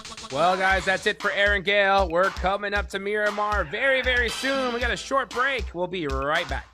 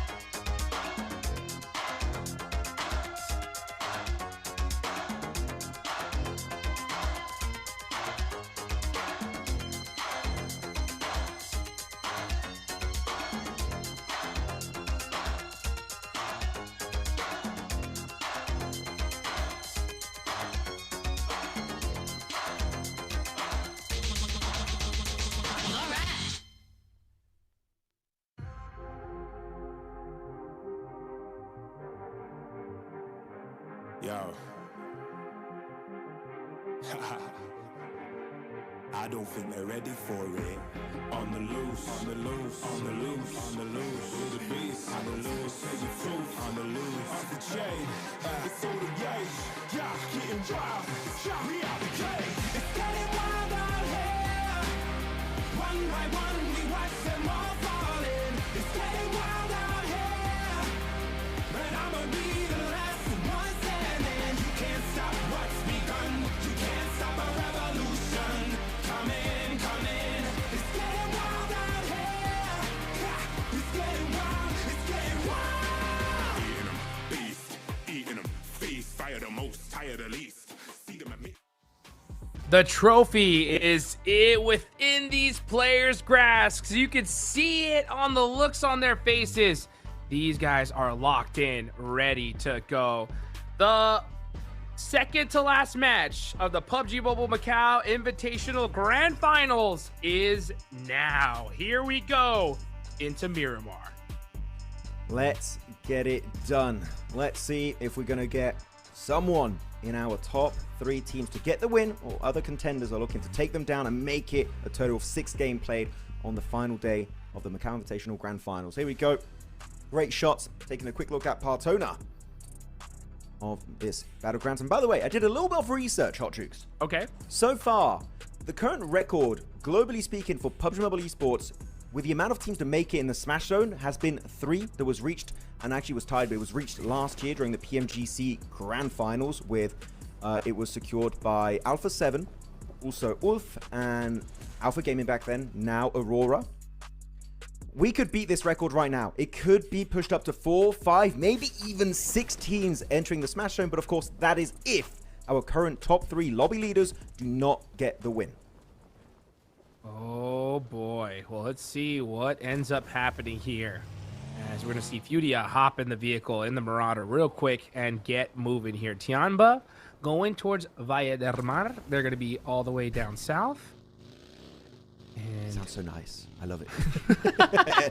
It's like ASMR. I don't know, man. I love it. It's great. I love to be able to use some of that Latino heat here, as the heat is going to be turned up to 11 in this circle, as it's going to be on the left side. Now, there is some unplayable area in the zone, so that's going to take up about 15% of it. But Tiamba are not going to have to move fast here because they're in this next circle. But they're fine, right? It's going to be Valle del Mar. They drop there. There's literally... There's a massive wall to the west of them, so there's no potential threat of a team just wrapping behind you and instantly eliminating a few players on your squad. So they're fine. I actually really feel like this is going to be an easy early game setup for them. So Chamba set up pretty nicely. Furia looking at their position. They're Montenuevo. Not as close to the wall, so teams could easily surround them. But in terms of looting stage and position in the zone, they're looking pretty much set up for success. And same for Aurora. There's also in the play zone in Chumacera. So they're going to be having a good early stage. Actually, all 3 teams that are going to be in the Smash Zone are looking pretty comfortable because RRQ is in Picado. So all 3 of them, phase 1, unless a massive, literally first 5-minute breach happens, Hodrix, which I'm hoping does not happen. But if it does, that would be the only way for them to have a bad start, because otherwise the circle is being gifted to them. Yes, it is. You got RRQ up in Pecado. That is right. You know what Pecado means? What does it mean? What Sin. Sin City. What happened to LGD? Mau Mau. Hello? Did they... Oh, was it the loot truck? It was the was! loot truck! All right, they got a little bit too close for comfort, but hey, you know what? They're gonna be safe. But look at the player's streams. He's just like a little wipe on the forehead and just like, oh. I hope they don't catch this on stream. Yeah, sometimes you want the loot, but sometimes the loot fights back. That's right. Oh, that's fine. They get the full reset. It does suck a little bit, though, because as you know, in PUBG Mobile, when you get knocked, the next time you get knocked, you bleed out a little bit faster. So it's a very funny, tiny mistake, but it actually could have a little bit of a knock-on effect in the later stages of the game. So doing it once is fine. Just don't do it twice, because then if you're really going to bleed out fast later on in the game. Be careful. Oh, my goodness. Hopefully they get P90 for their troubles, man. Hopefully it'd be worth it. Right? Get something extra. That thing hurt. But you know what? At least they'll make sure to get all their new armor. They'll be all set up. As right now, okay, teams just, getting looted, getting moving here. No kind of crazy rotations that we're seeing. This is just straight loot phase at this point. Fudia are dead center. RRQ, they already moved out of Pecado, and they're going to be moving towards Montenuevo. So they should be centering up. Now Tiamba are actually starting to make that charge up north too. So literally all the Smash teams, Max, are already pretty much in the center of this first circle. Yeah, they're incredibly set up, as I talked about. And what's going on? The loot truck again? Round 2? Not again. Imagine just seeing the loot truck chasing down LGD. Like, oh. Actually, you know what? I feel like an absolute noob of a caster right now. I didn't know you could get knocked by an exploded loot truck. So that's news to me, because I've never been in CQC range of a loot truck when it explodes. I'm always like maybe 10 meters away. So that's some good information to have. And I'm sure LGD will never do that mistake again. They're going to stay clear from that loot truck. So good info to have. Yeah, I found that out the hard way, personally. Oh, you knew? I blasted it with a shotgun and boom, dude, it blew up in my face. You know? But it is what it is. It is what it is. It was still a great game, regardless. Top ends up finding a level 3 vest. That was nice to see. And there goes Tianba. Milu. Looking for some high ground action. He's going to find it, too. Igor is very, very close to him, though. Got to be careful. Igor would not stay. He would not stay here. I feel like it's a pretty interesting split from Furia, by the way. They got the entire mountain range to the west, southern western side, should I even say, of Monte Nuevo. You see anyone get remotely close, you get any audio cue, that should be an instant regroup from Furia. And I'm actually kind of surprised that Igor is not already looking to pull the trigger on that move back to his squad mates. He's looking to linger, remain on the off angle. So be careful. Losing a player here, Furia, your odds of a winner chicken dinner will dwindle down pretty damn quickly. But it is not any team, by the way. It is Tianba. So this is really a fight, Hodrich, that these two teams don't want to take. Nope. Because that chicken dinner might just slip right under their nose if they lose a single player. Yeah, if Milu can find the opening knock, though, he's going to take it. That's for sure. He wants that point. But Igor going to have to be a little careful here. Uh-oh. It's QZZ, your biggest MVP contender, getting very, very close to the side of Aurora. There was an nade. Leave. Yeah, he just lets Doc know, hey, I'm here. You want some of this? No, he does not. Good. Doc, the dockening, give it up. It ain't time for these memes. Just looking to reposition. Especially when Chumasera is so sent off the circle. I understand you want to scout, but I'm talking not just for Aurora, but really all the teams, even Furia and Tianba, the way they were playing is kind of like really proactive scouting. Scouting is great. I'd recommend doing it every game if you can.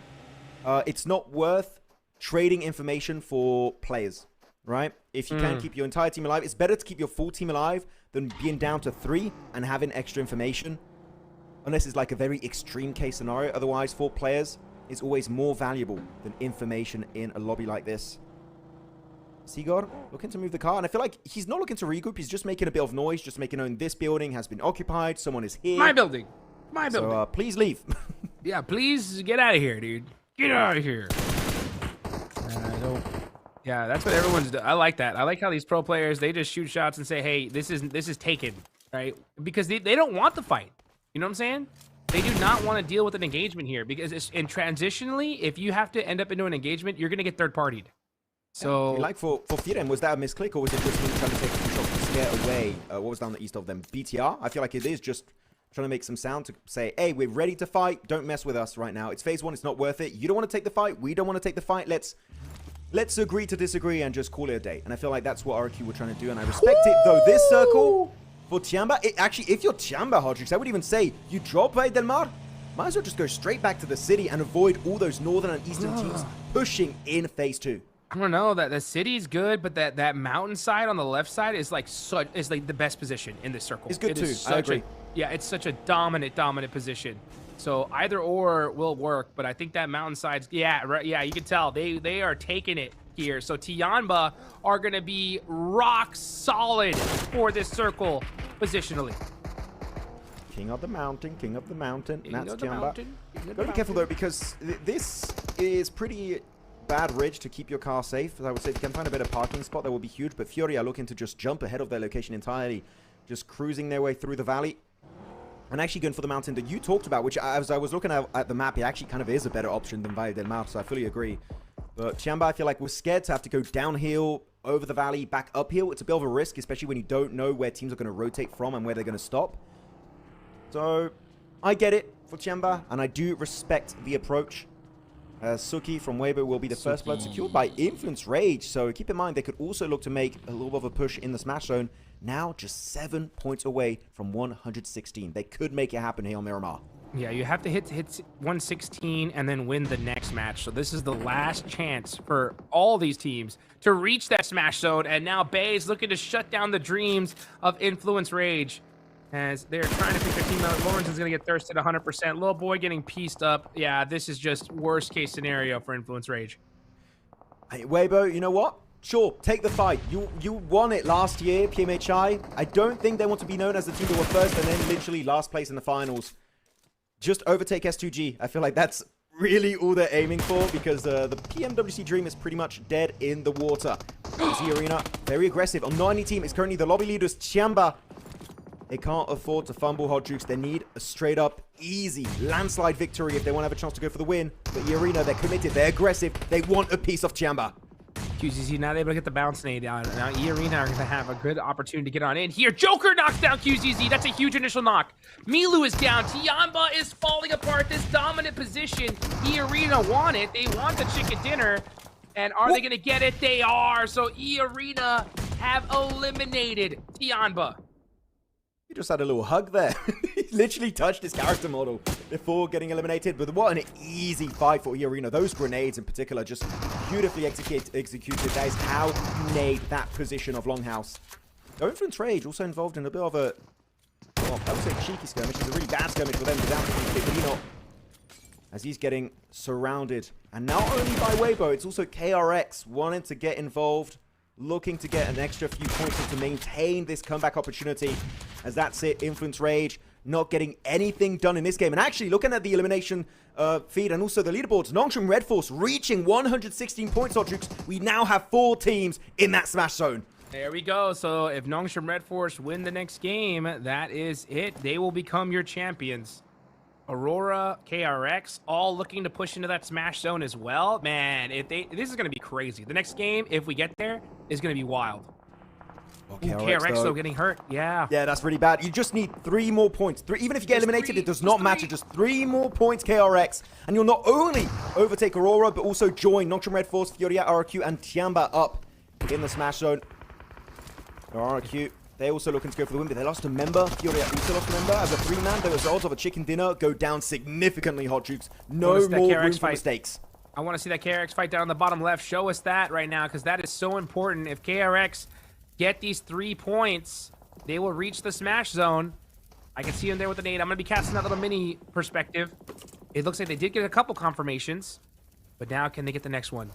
He's going for the res. Here we go. Shotgun play. Going up. I don't know why we're looking at Gen Boss. Meanwhile, KRX don't want to lose your players. They're going to get the confirmations on them. Oh, so KRX are going to lose those. But can he get this elimination? Let's see. I'll see if he can get the reset on his teammate. That's going to be the hope. That's only 2 points, man. They don't want to pull an RRQ where they're just 2 points away. Did it. And he does secure it onto Bay. What a play. That pushes them up right up to 115. 1 point needed. If they can just survive to top 8, that will be them also joining the other teams in the smash zone. But over to another position here on the map. It's going to be Bigatron. In the middle pack of the leaderboards, 86 points. Still an opportunity to increase their prize pool winnings. As S2G here, it's going to be standing between them and an extra elimination point. Should be an easy one. With their utility, decent Molotov going to spread down on the concrete, trying to force him into a very small area. Bigatron, if you try to send at the same time an overwhelm loss, that should be an easy 1v3 scenario.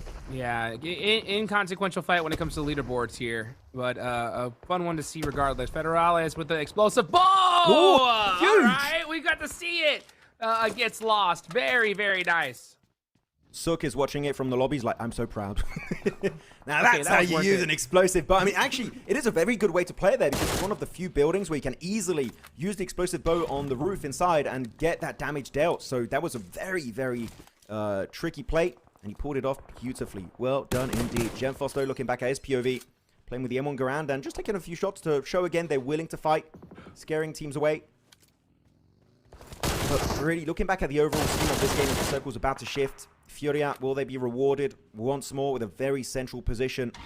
And it does go down south, actually, towards Valle del Mar. So, yeah, if you're Tiamba, they didn't leave that previous location we talked about, Hodge, because we were kind of theory crafting. Where should they go?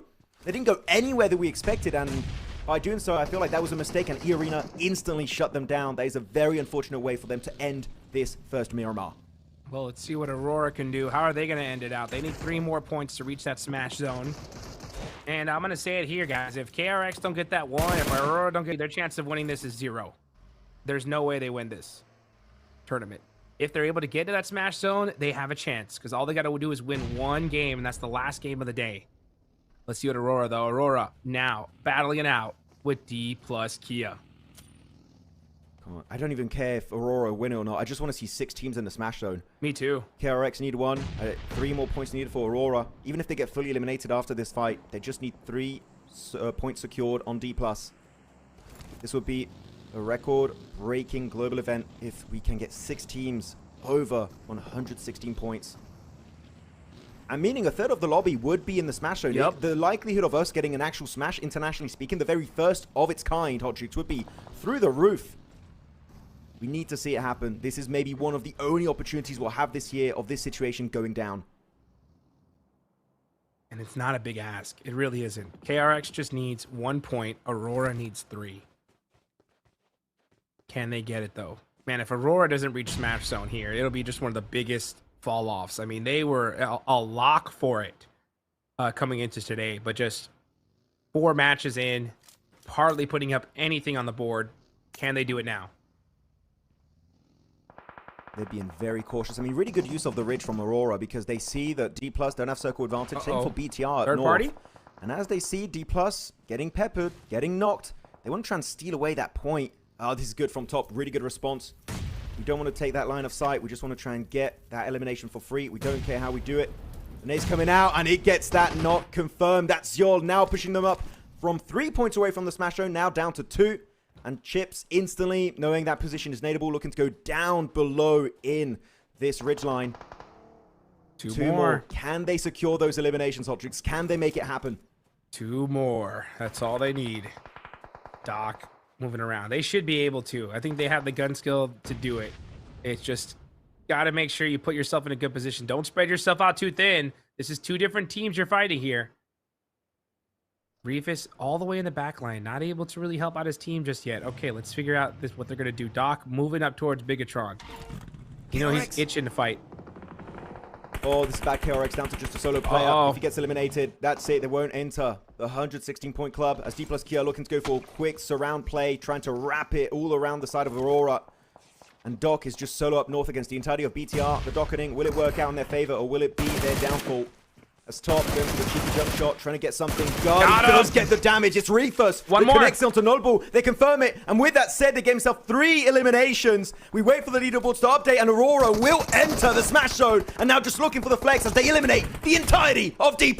They got it going on here. Aurora have reached the Smash, and where are they going to end up in this game? That's going to be the question. So now it's up to KRX with 1 player up to get 1 more singular point.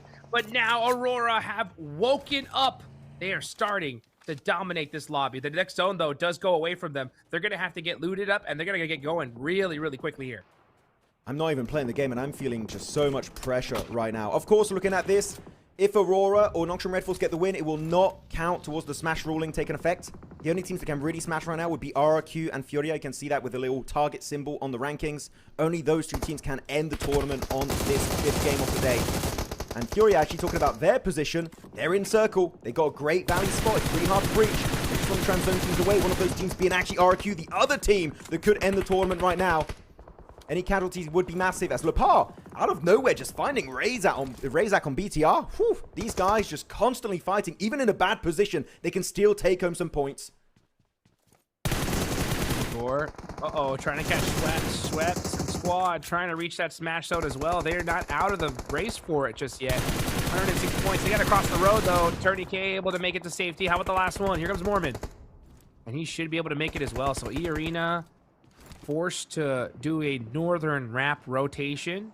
Does look like they are able to get to somewhat safety, but they're going to have to battle it out with Al-Ula and Claws up on the north side. By the way, quick map update. QXC, the sole survivor of KRX, he's inside Valle del Mar, so he's just trying to survive. And I feel like from that position, he's looking really safe. There's no team behind him except for Aurora. If he doesn't get spotted, I feel like KRX will also make it to 116 points. It's looking very likely unless a massive upset happens. Al-Ula, really strong defense onto E-Arena. That rich push-up is instantly getting punished. Quick. So quick, getting himself another one. And Al-Ula really today just waking up, getting so many big fights. It started on Rondo and it continues on the Dusty Dunes. As E-Arena suffering, meeting their maker here as Mormon, the last player, just looking to go for a quick reposition, maybe leave the entire ridge. But I don't think Al-Ula are going to let it happen, and I also think they should not let it happen. We need to see them go a little bit more on the offensive. Yeah, Al-Ula need to go crazy. They could still enter Smash, but they really need to almost wipe out this whole lobby and win the game. Wait, by the way, Aurora just jumped up in second place off the back of that fight. So that even if we do not have a Smash ruling, Aurora, they could secure the silver medal. But we know these guys have gotten the silver medals so many times in the past. It will not be enough. Silver Kings. To quench their hunger. They want to go the entire way. Come on, we need to see them get the points. But they're losing everyone. It's down to just one. I believe that's them fully eliminated. As Reefus gets taken on out. It's down to just a solo, actually. The win is done. Yeah, the win is done. That is Aurora out of there. So now we're going to be looking at the rest of the lobby. Pushing down in the valley. They got a few neighbors here in Furia and TR as Nopeko spotted. Again, a player that goes out so early in these recent games for RQ. Not looking too good. The Furia now kind of left alone. They've been chilling, able to really play that ridgeline. He in particular being very adventurous with a cliff position. Maybe one nade if he has it. He does have one piece of utility right onto Genfos. Could be massive as a circle is gifted over to Al-Ula. BTR also got a decent position to call home. Out of all these teams, who knows who's going to get it? We did see also in a few seconds ago, KRX got eliminated.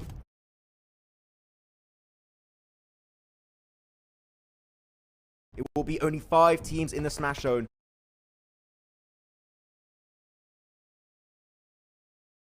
In this final game, Hockey.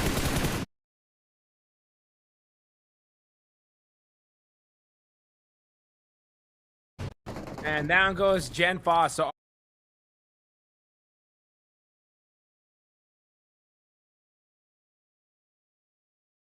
RRQ will not smash in this.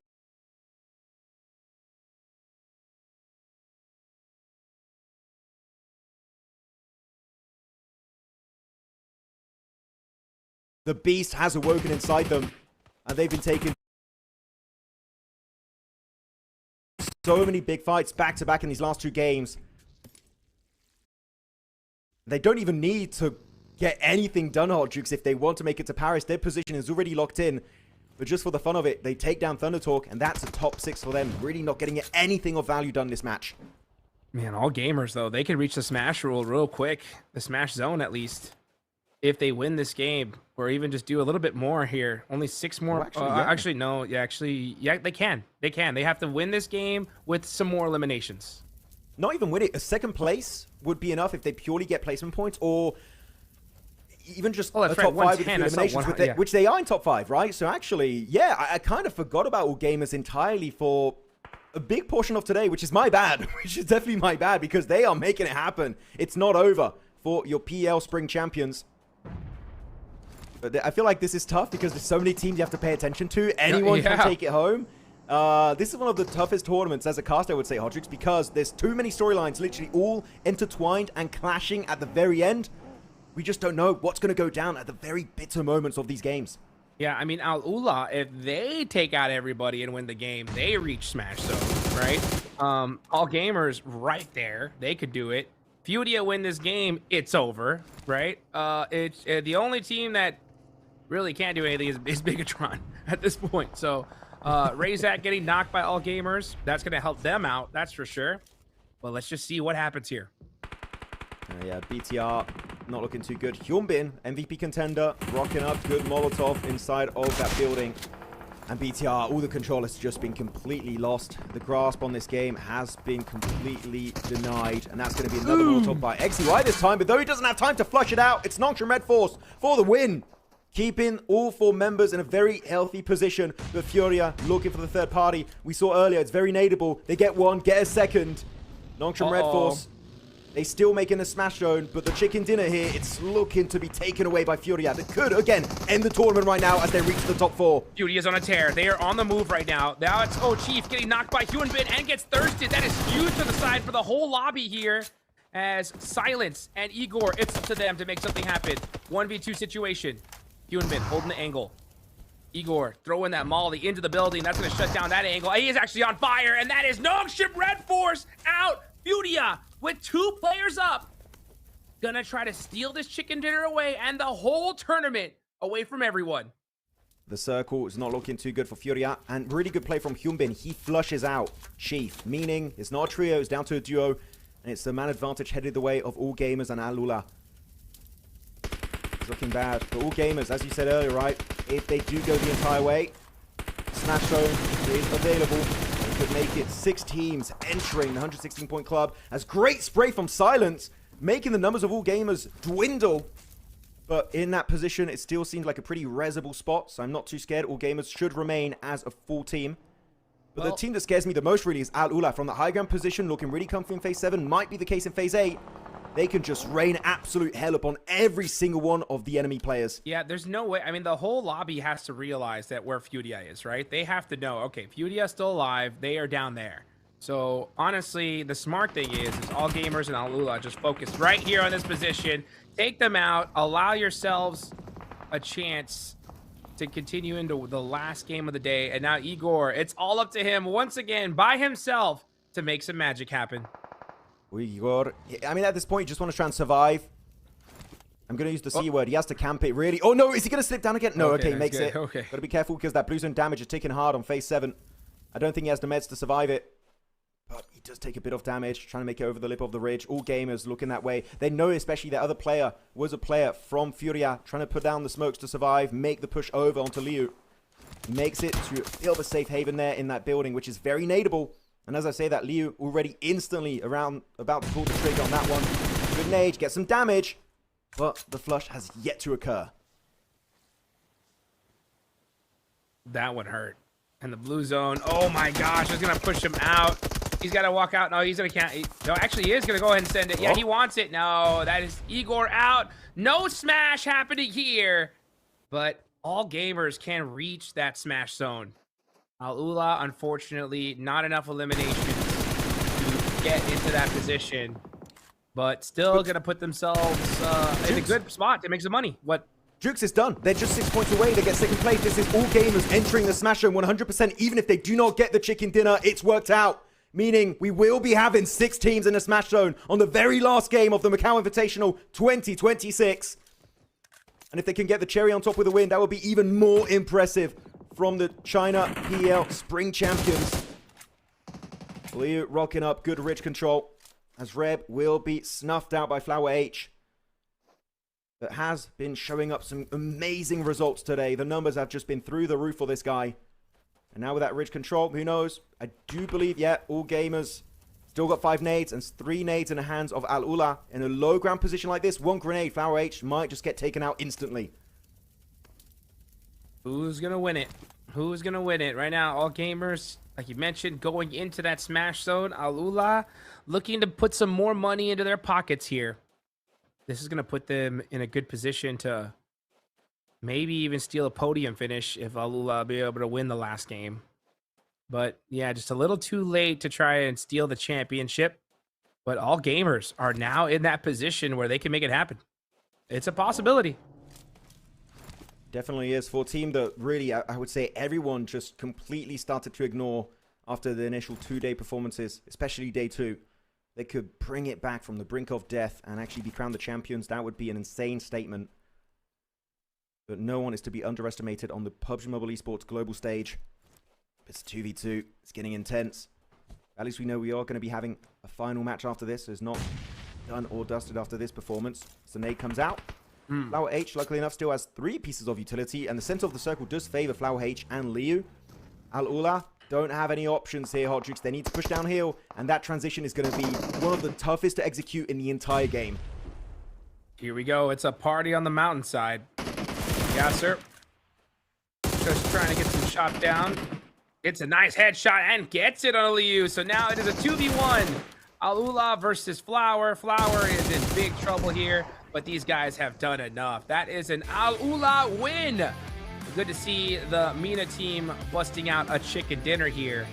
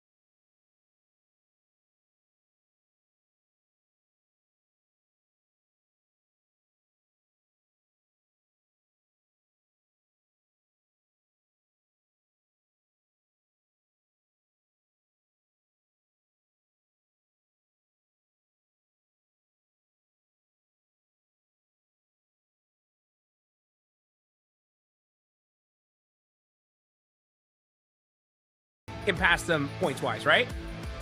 Yeah, it's looking really unlikely unless like some extreme case scenario will have to go. We should have an update graphic at the end telling us who goes to Paris, I do believe. But here you go with your game MVP. It's going to be Quick.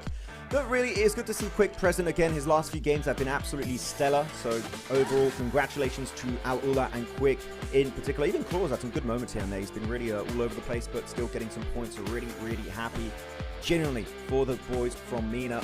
Which is surprising too, because Nigma Galaxy, a team that is well more renowned around the world of PUBG Mobile Esports, it's surprising to see is actually the other squad that's less global experience doing as well as they are. So definitely got to throw the flowers to the boys. Just looking back at some of the highlights of this game, and this fight in particular, D+ versus Aurora, really allowing Aurora to make in the Smash Zone. It was close, man. D+ were ready. They got some good knocks initially, but they turned it around, and Aurora make it up to 116 points. Hey, still keeps them in the running here, right? They had a really rough final day, but with that, they are now in that Smash Zone, and all it takes is a chicken dinner to win yourself a global championship. Unreal.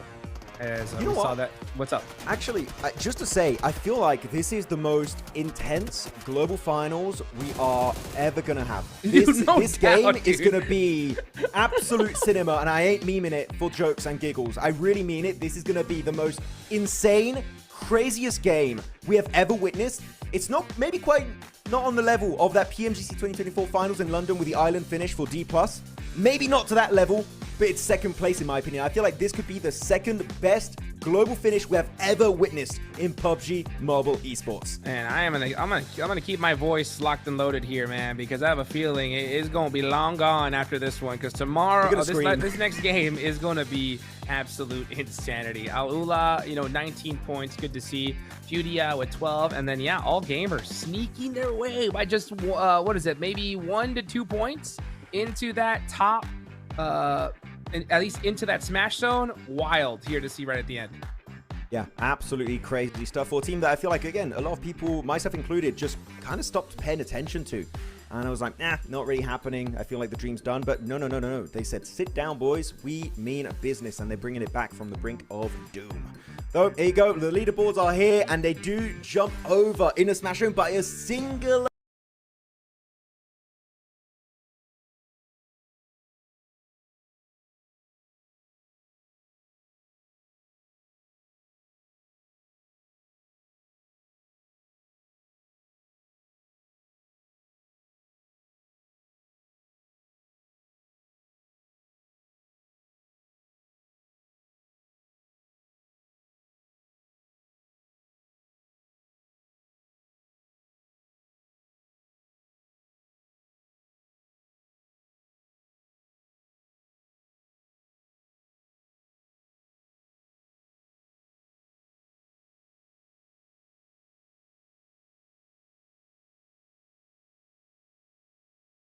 under their belt, but they were able to make it into that Smash Zone right here at the last second.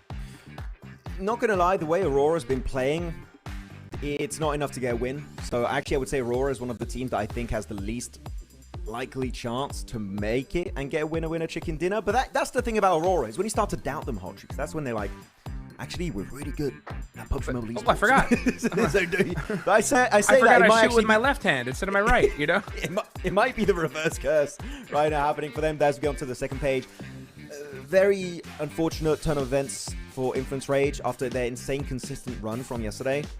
I was thinking, okay, easily they can make it to 116. Now, I thought they were going to do it in literally the first maybe 2-3 games, but no, the points are just not showing up, and they do get taken on out very early in some of these games. As we look at the top eliminators, and QZZ is still up there, but Hyunbin, for the very first time, overtaking top for the MVP contenders location.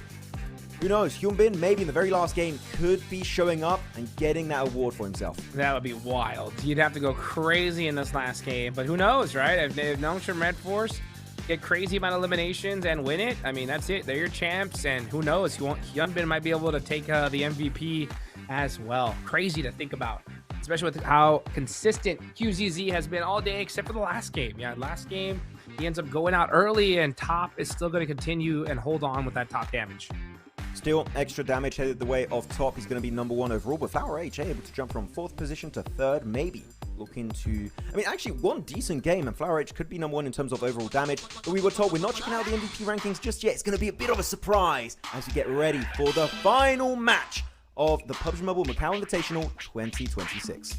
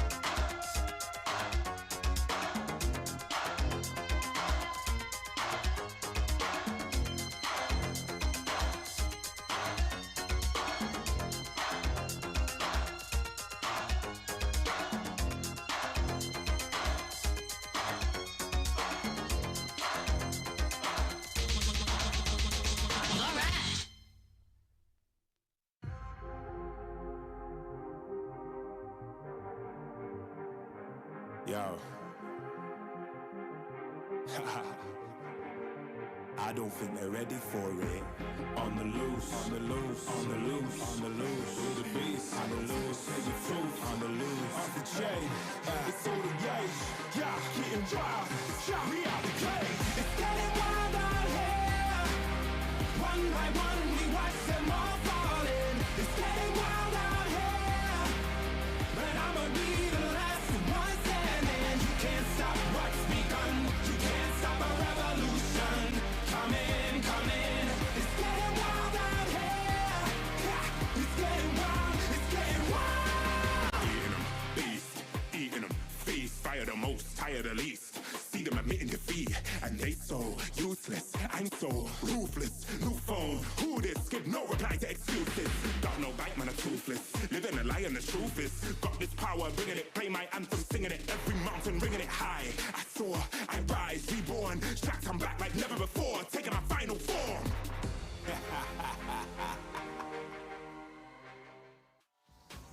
The time has come. The final match of the PUBG Mobile Macau Invitational 2026 Grand Finals it is now, guys. It has become what a crazy story. And now is the time to find out who will be your champions. 6 teams can make it happen here. If they win this final match, they will automatically become the champions. It is the hour of reckoning here in Macau. All Gamers, RRQ, Aurora, Nongshim Red Force, Furia, Tiamba, 6 teams, not only in the Smash Lane, also setting a brand new record for PUBG Mobile Esports, globally speaking. 6 squads that could become your champions. You have to take it, but that's not the only question we have to answer here, Jukes. It's also, if we do not get a Smash, can they catch up to the 141 points of Tiamba, which generally at this point of the game, most of the teams can do, but it will require a massive performance. If they don't get the chicken dinner, they need at least the top 3 with a ton of eliminations to keep that dream alive.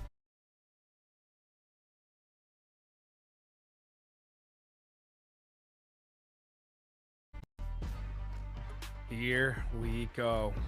Who's going to make those dreams come true? That is the question here, folks. The last match of the day is ready. These players are in the lobby. They have worked all year round to be able to get to this position.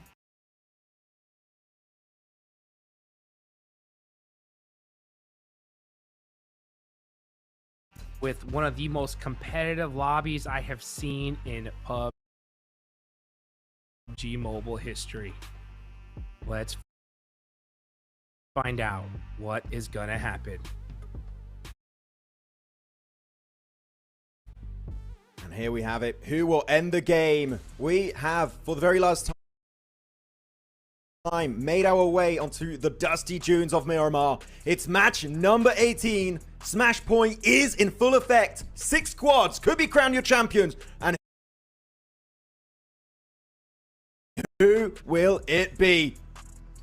The plane path is coming out. It's a very southern one, Hot Jukes. Some teams not going to be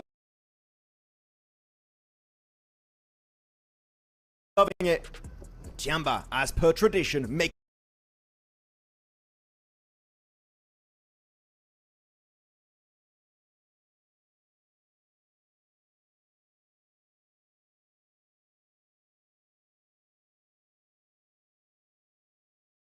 and get on the move.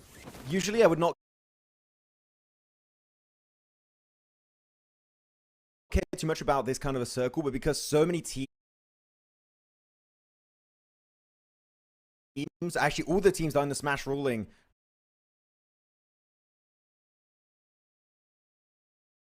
right now are not in the play zone.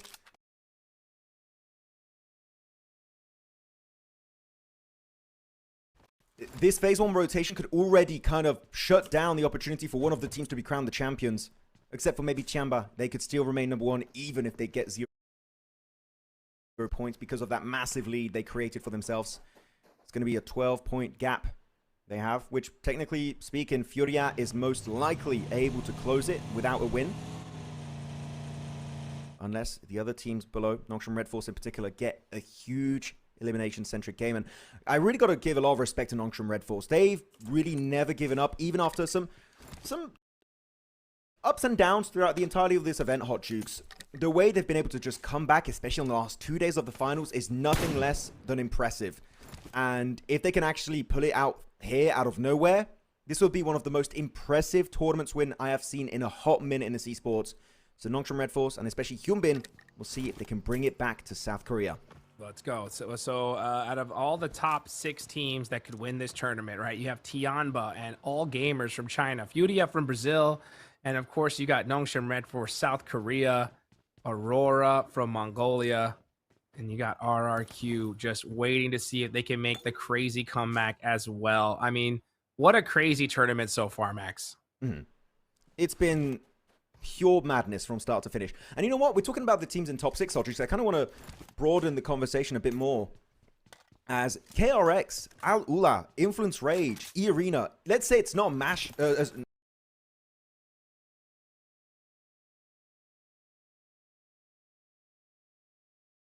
but no, I don't know. If it's not a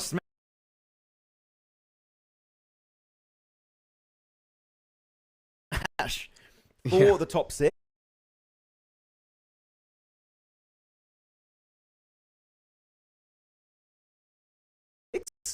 Those teams I just mentioned,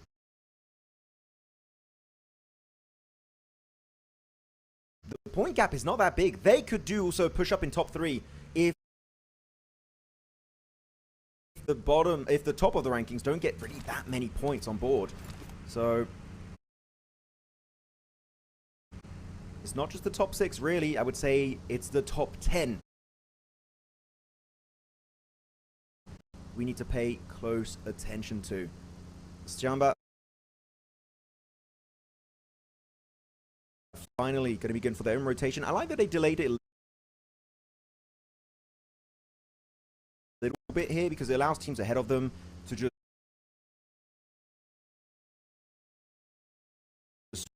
go on their rotation, so you're not going to be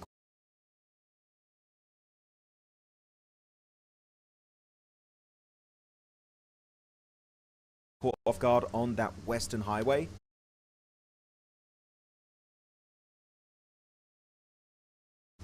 So I think Tianba definitely playing it as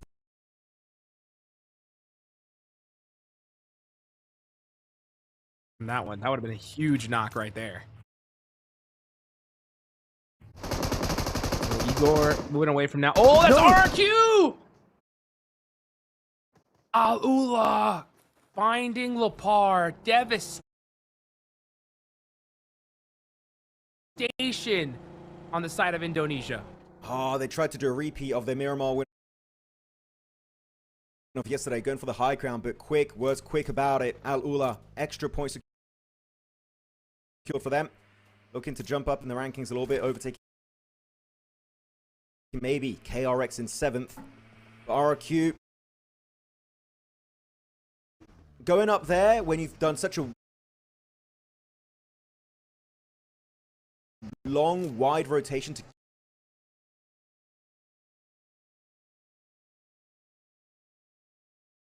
low percentage, you know, because yeah.